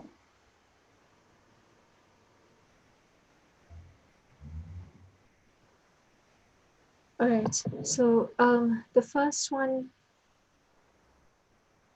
okay, Koos, I can't answer any more questions on calculation types. As I've explained to you, I'm not from the discipline. The only options that I have found are those plugins and the actual calculations in terms of how you can use gap fill and so on. If you require further assistance, I would suggest that Malaysia try to seek assistance from somebody who's an expert at calculation type questions. I'm really sorry, I do not have any further knowledge on that.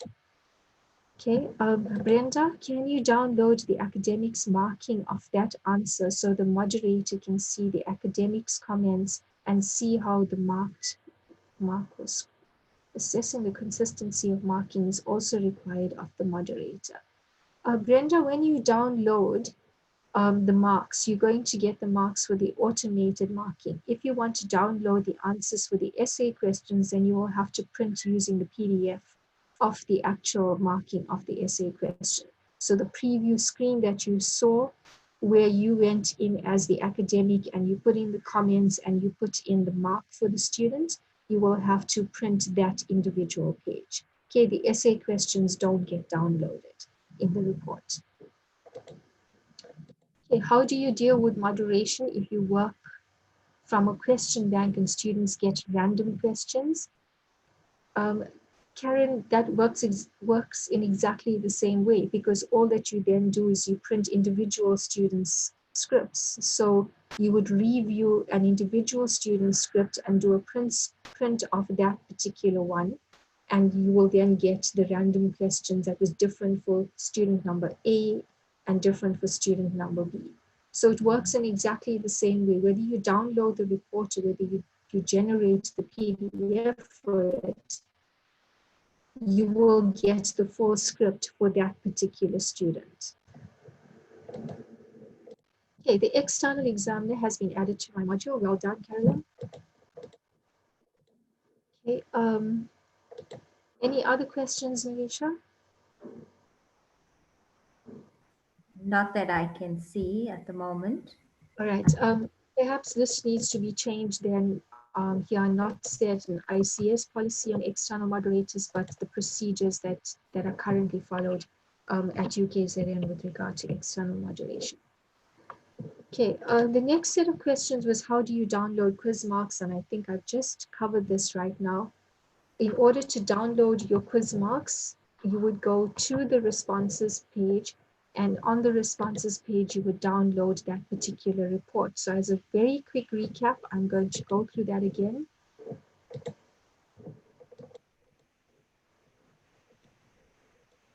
Just give me a minute to share my screen, please.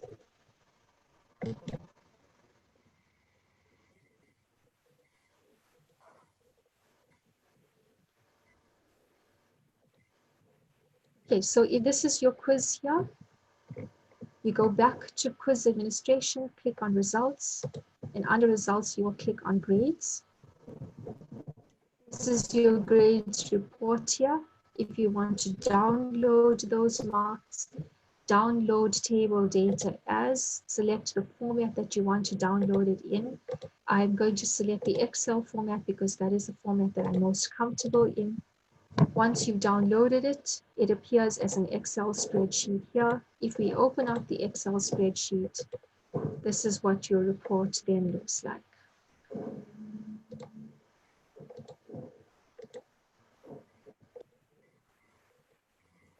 And so here you've got the details of the student, you've got the total grades and the actual marks. Please remember that depending on the settings that you have in Excel, these may be regarded as numbers, or they may not be, depending on whether your setting in Excel says that you need to use a comma or you need to use a full stop to recognize a numerical format. So if your setting uses a comma, I would suggest that you simply select all the numerical values where you have marks, use the find and replace feature, and simply replace full stops with commas. Click on replace all, and you now have all of the marks in a numerical format which you can use for calculation or any other statistical purposes.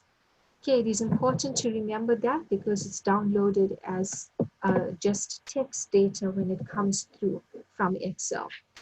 The other point to remember when you download the grades, remember that Moodle uses by default a grade system of 0 to 10.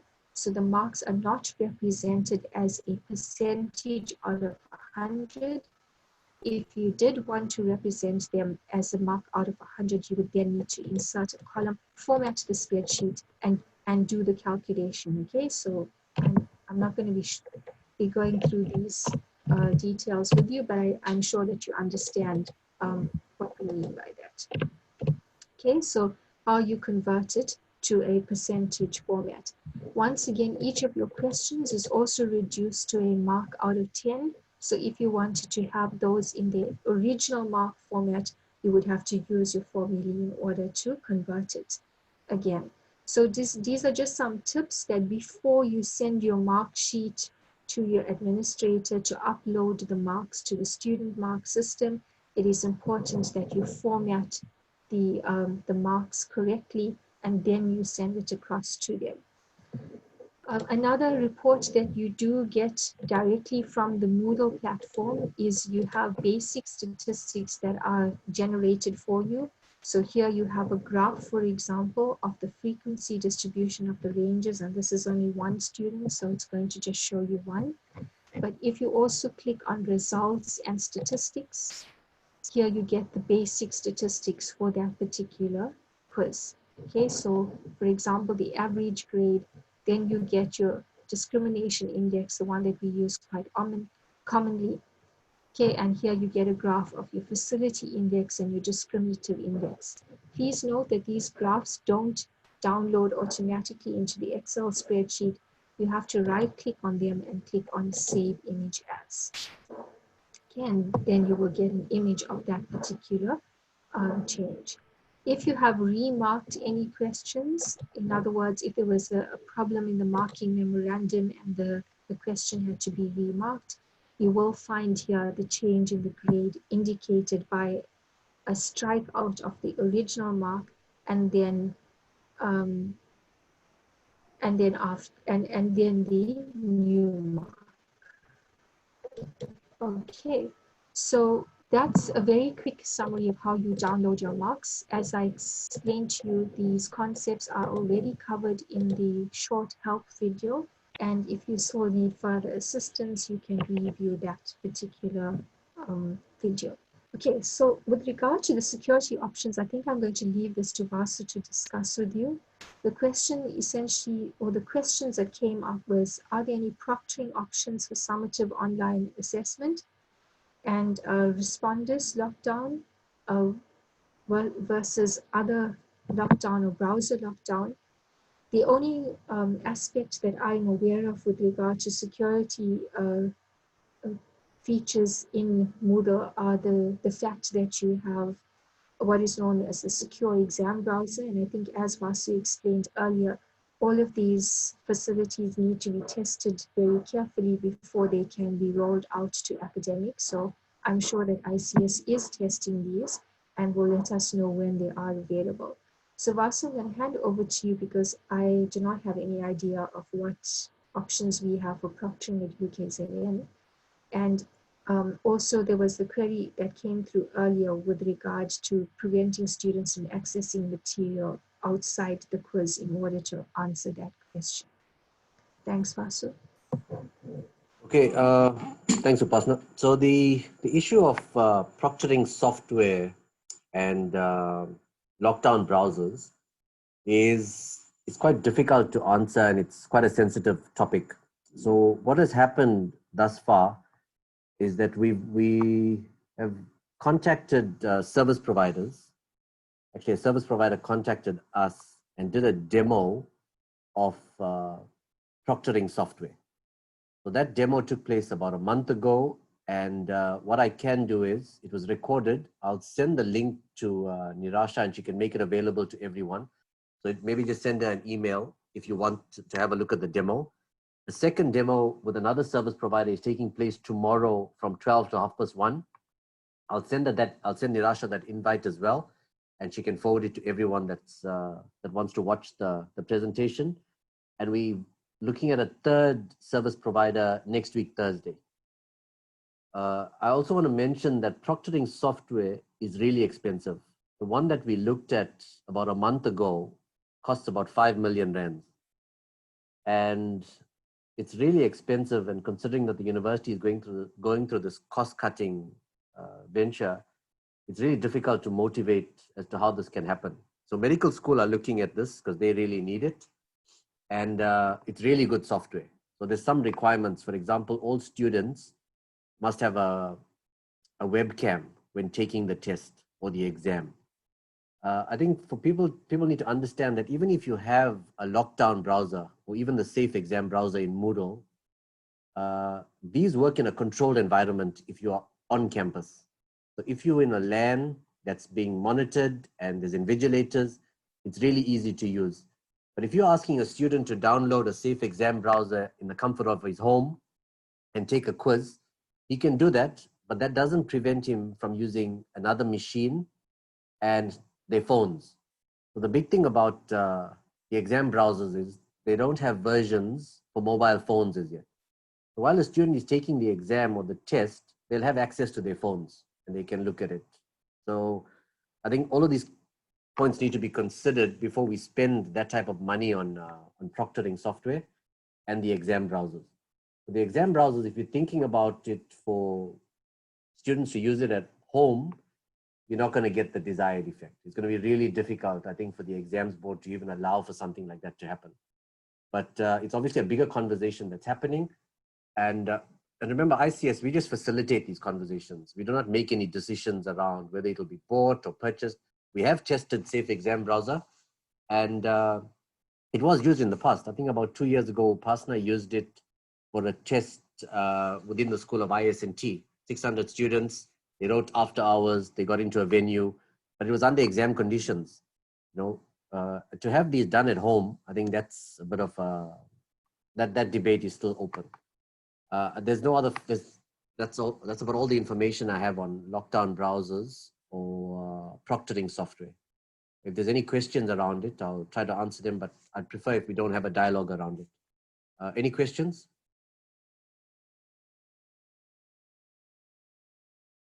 Thank you. Okay, thanks, Vasu. So that covers that question on security aspects, proctoring, and the secure exam browser. Okay, then we move on to the next question.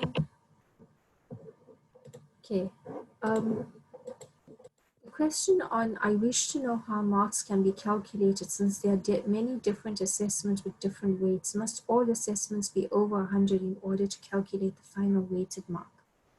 Nirisha, I'm going to ask for your assistance here. If you can please ask the academic who raised this question to give me a little more clarity, because I'm not understanding whether the academic is using the grade book in which to assign marks for the students. And if the academic is, then I just need to have a discussion about that, because there are some limitations or some precautions that we need to remember when using the grade book. I think if the academic who asked the question is here, could just raise their hands, and then you can please just tell me. Thanks. I'll wait for a minute.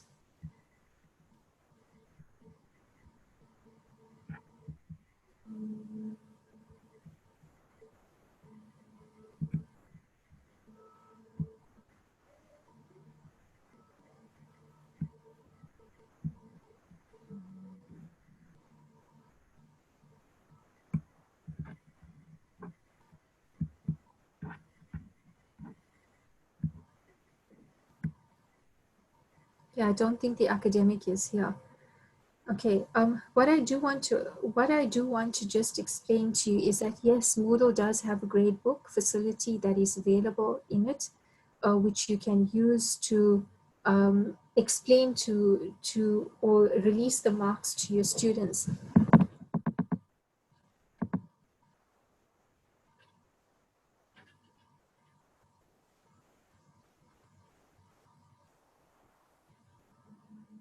Okay, but there's some precautions that you need to take when using the grade book. Okay, as far as I'm aware, and I'm talking about the practices in my own discipline and in my own school, is that we're not allowed to release marks directly to students. They should be released through the student mark system. So if you decide to release marks via your grade book, remember that there could be students who accidentally or inadvertently are enrolled on your Moodle course that should not be enrolled on the Moodle course. Some students that may have financial holes whose marks should not be released to them. And I think when you release through the student mark systems, a student mark system, that it will not go to them if they have a financial hold. So generally, my advice is that we do not use the gradebook to release marks to students. You download the marks and prepare them, send them to your administrator and release your marks through the student mark system. So this calculation of your different weighting of the mark should be done in your Excel spreadsheet, which you have been doing even when you had face-to-face assessments. And therefore, you should not be bogged down with how the weightings work in the grade book itself. Okay, this is just my suggestion. If you still want to go ahead and use the grade book, then you will have to work with weighted marks in order to calculate that final mark for the student. Okay, so Arisha, those were all the questions that we had. And just, all I want to say is, coming in from an assessment perspective, at the end of the day, it's not about the score that the student gets. It's not about the technology that we're using or how we're delivering the assessment. It's all about using the tools to test the learning of the students, and that is essentially the most important component of it. So thank you for listening. I know it's been a hectically long session of you just listening to me talking from my side. I'm happy to assist with any further questions if it falls within my knowledge. And I think Vasu will also be around for a few more minutes. We do have some time to assist you on an individual basis. I think if anyone has Marisha, I any think it's questions.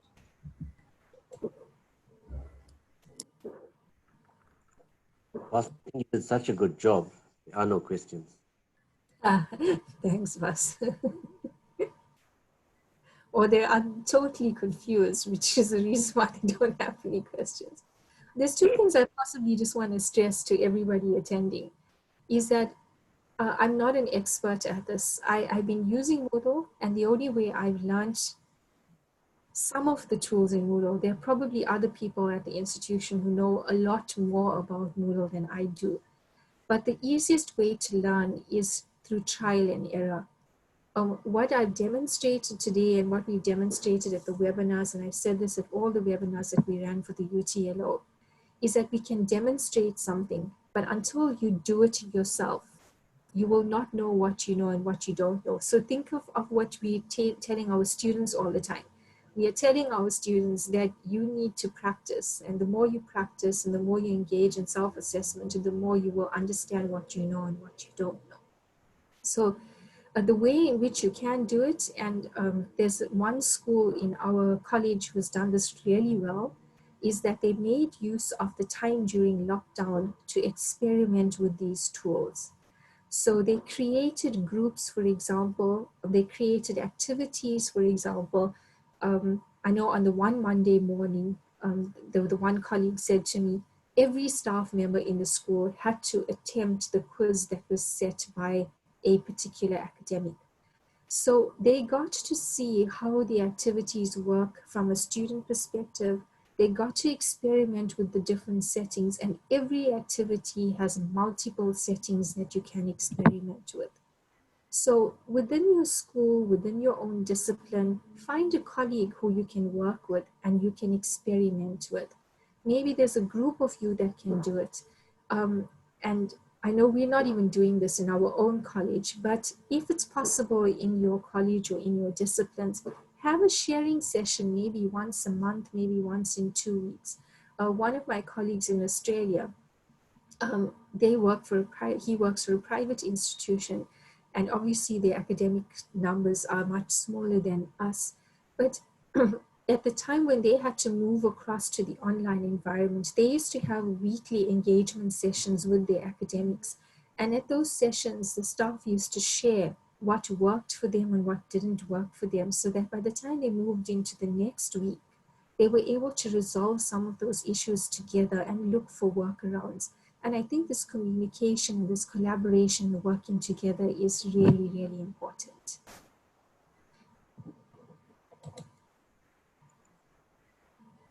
Can I just add to what you've said, Upasana? I want to share the same sentiment.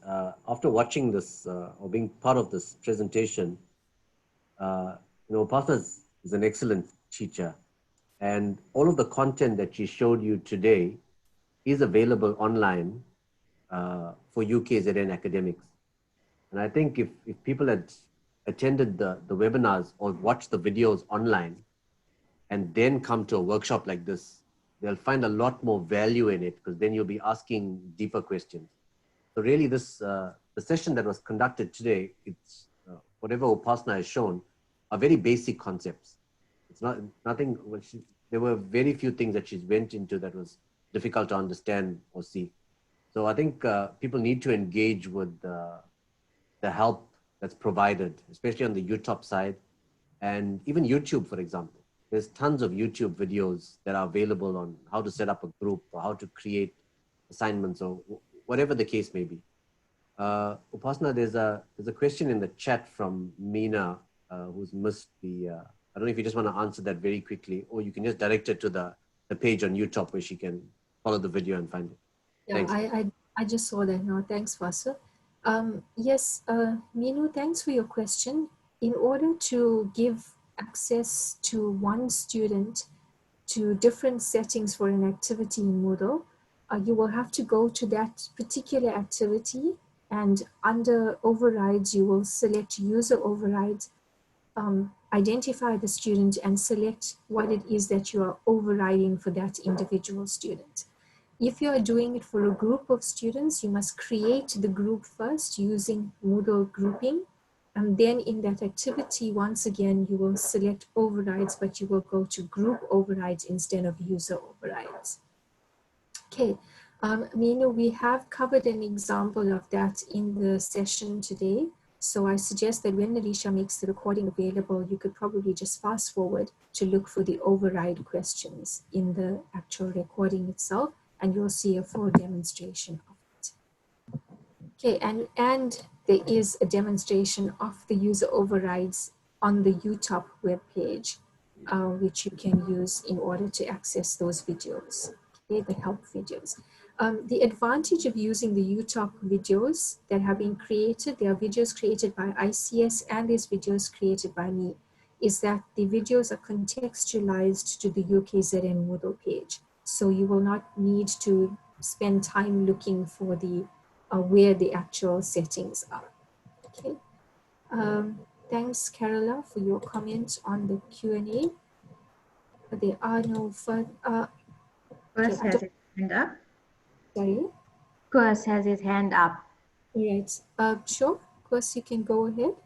Thank you very much. I'm from the discipline of land surveying, and our assessment is based largely on calculations. Now, Dr. Singh said that we must make use of plugins. Is there anybody there that can recommend a plugin or plugins to me that we can try out? Of course, I have already recommended plugins at the beginning of the session. And I think ICS has also explained that plugins are dependent on certain of, the funding available, dependent on the number of users and those kind of things. So the plugins that I have found, I've shared with everybody at the beginning of the session. You can go back to the recording and view them. And if those plugins don't suit you in any way, then you probably have to contact colleagues who are in your own discipline that are making use of other types of plugins. But from my understanding of what Vasu said, is that it is going to take a bit of time to actually get a plugin installed at UKZN if it is required. Thank you. Narisha, as far as I've gone through the list of questions which you sent me, I think I've covered everything. If there's anything that's still outstanding, you can let me know. I think you've gone through all. If there are any other questions, I'd like to give people an opportunity to ask. Okay. I think the one thing that keeps coming up is that extended calculation type of question. So I think maybe people can get together in their communities of practice and sort of have a look at what they need and then make representations to ICS. And if Vasu, when he sends me that email, can specify like the procedures in terms of acquiring those plugins and criteria that you use to assess getting that, then we can have a clear understanding of what we need to do in order to get those plugins and software available. Vasu? Yeah, so Nirasha, the plugins, it'll be a universal message for the university community. It won't be school specific or college specific. I'll draft out the notice. I just need to be approved by the technical team. Then the DVC of teaching and learning will approve it, and he will make that plugin notice available to everyone. But I'll let you know as soon as that is done. Thank you so much. Narisha, the extended calculation questions, my only recommendation for the extended calculation questions are to, the staff can use, for example, essay type questions, and they would have to mark these manually. Or they can use filling in questions like this. Now, if we don't have the gap fill plugin, you can still achieve the same thing using your drag and drop questions. But the only difference is that in the drag and drop, you are giving students options that they can use to drag and drop into the answer. So you're not asking them to type out or to complete these missing pieces. See, I'm not 100% sure that I'm addressing what they're asking for. So if what I'm explaining is not correct, you can correct me. But my understanding is that academics are looking for ways in which they can get this completed by the students, where they write the answers in and it's marked automatically. Is that what they're looking for? Okay, Brenda? Hi, thanks, Upasana. I don't think it's just writing in the numerical values, but it's also understanding the formulas and deciding which formula they have to use. So how would you, okay, let's go through it step by step. So how would they know which formula to use? What informs that decision? The student must know that he needs to calculate a number of moles first. So he must, that's part of his learning, that he must know that he needs to calculate number of moles and what the formula is to calculate number of moles. So in other words, you wouldn't even give him this part of the answer? I wouldn't even give him that part, because here you're already prompting him and you're telling him number of moles and you're telling him this is the formula to calculate number of moles. So then that's giving him too much of information. The student's an essay question, because that is where the student will write out all of this. But there will not be automated marking.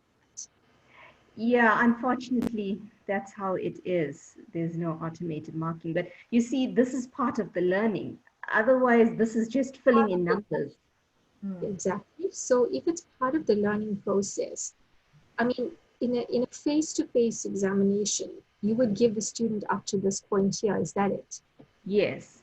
And the rest of it is what the student would write out. Yes. So that's exactly the same thing will happen in an online environment. And the question type that you would use is the essay question. Exactly. That's what we've been doing for now. So there's no other shortcut, unfortunately. Yeah. Unfortunately, yeah.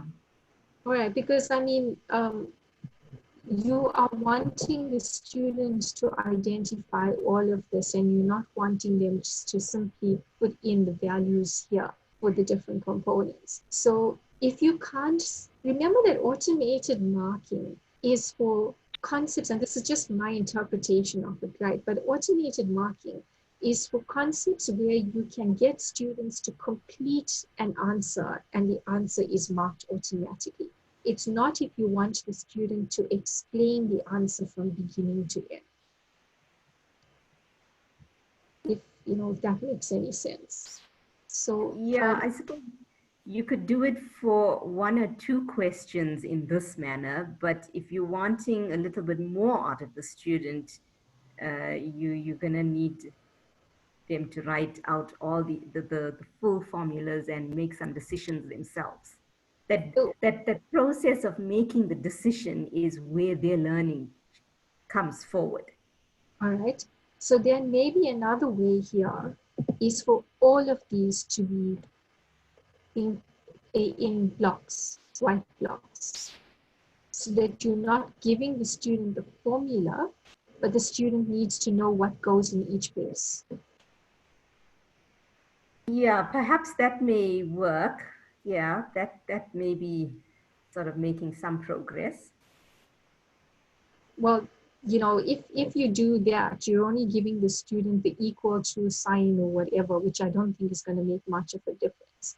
But if you have blanks for all of these, then you can get the student to complete this without giving them part of the answer, and this part then gets marked automatically. Yes, yes, I can see that sort of working. I think a trial of that would actually be useful. Well, that's a way in which you can sort of shortcut the marking process. The other way in which, or the other types of questions that can be used, and I think engineering has used this with some success, is the confidence-based marking. So in other words, you give the student a question, but it's in an MCQ format, and they select the answer from the list. But before they move on to the next question, they have to rate the confidence that they have in the answer that they've just selected. So for those that are looking to take the MCQs a level up, perhaps you could try to see which component of these questions you could change to get to the students to rate their confidence in the actual answer that they've given. So it's just a variation of the MCQs, but here you're getting more interaction from the students. And for those types of disciplines that require students to be confident about the calculations that they're doing, they could use the competency-based marking, confidence-based marking, sorry, CBM. Okay, Marisha, no other questions? Then we can end. No, there doesn't seem to be any other questions. I'm really sorry that we don't have a quick fix for these extended sort of questions, but unfortunately, if the thought process is part of the actual answer, then the essays would be the best.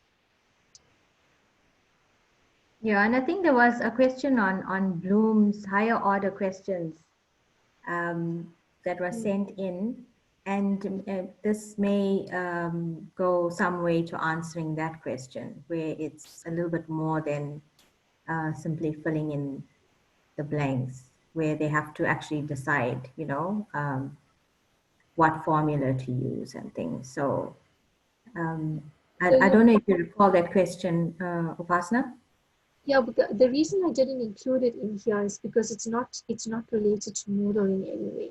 So it's essentially what you need to understand is that when you are taking your questions from a written environment into an online environment, you need to rethink those questions. So it's not simply about taking questions from a written paper, copying and pasting it and putting it into a quiz. That is not moving to online assessment. And I think under the emergency situation that we're in currently, lots of academics are doing that. They're simply doing a copy and paste, putting it in.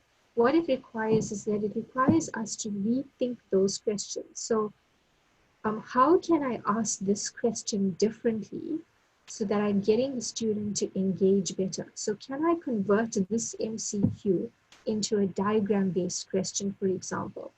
Can I combine multiple MCQs questions into maybe a drag and drop question?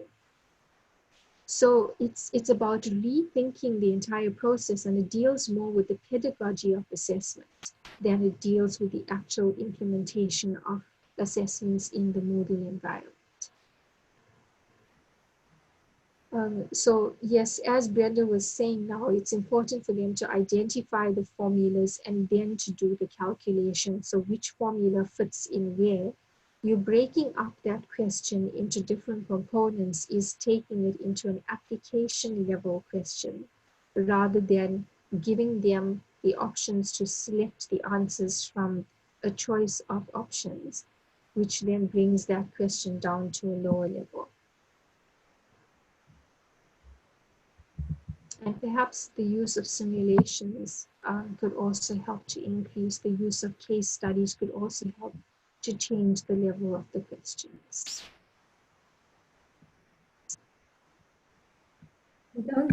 Doesn't seem to be any other questions. So I think we can conclude our session today. Thank you so much. No problem. Thanks, Narisha, for inviting me. Thanks, Vasu, for the support. And thank you, everybody, for attending. Good luck with your assessments, and I hope that you do come right in this challenging time. Thank you so much, everyone. The recordings will be available on the teaching and learning page, the CAS teaching and learning page, and we will try and upload the session on the ERT sandbox as well. If we could just ask Upasana if she can send through her presentation so that we could have access to that as well. So I'll share that with you, Nisha. Thank you so much. Thank you so Rasha, much.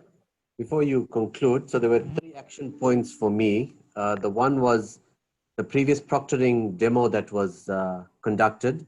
I sent that to you, so if anyone requires to watch those presentations, you can send it to them. The second action point was for the proctoring software that will be demoed tomorrow. I've also sent you that. If anyone wants that, they can contact you. And the third thing for me was the notice about the plugins that needs to go out. Yes. All right, so I've sent you the 2 emails, and I'll work on the plugin request, and that's it. Thanks, guys. Thank you so much, Vasu. I think what I'll do is when I send through the workshop feedback link to you, I'll make all of Vasu's information available to you on those proctoring tools and the presentation, etc. So everyone that attended will get a copy of that.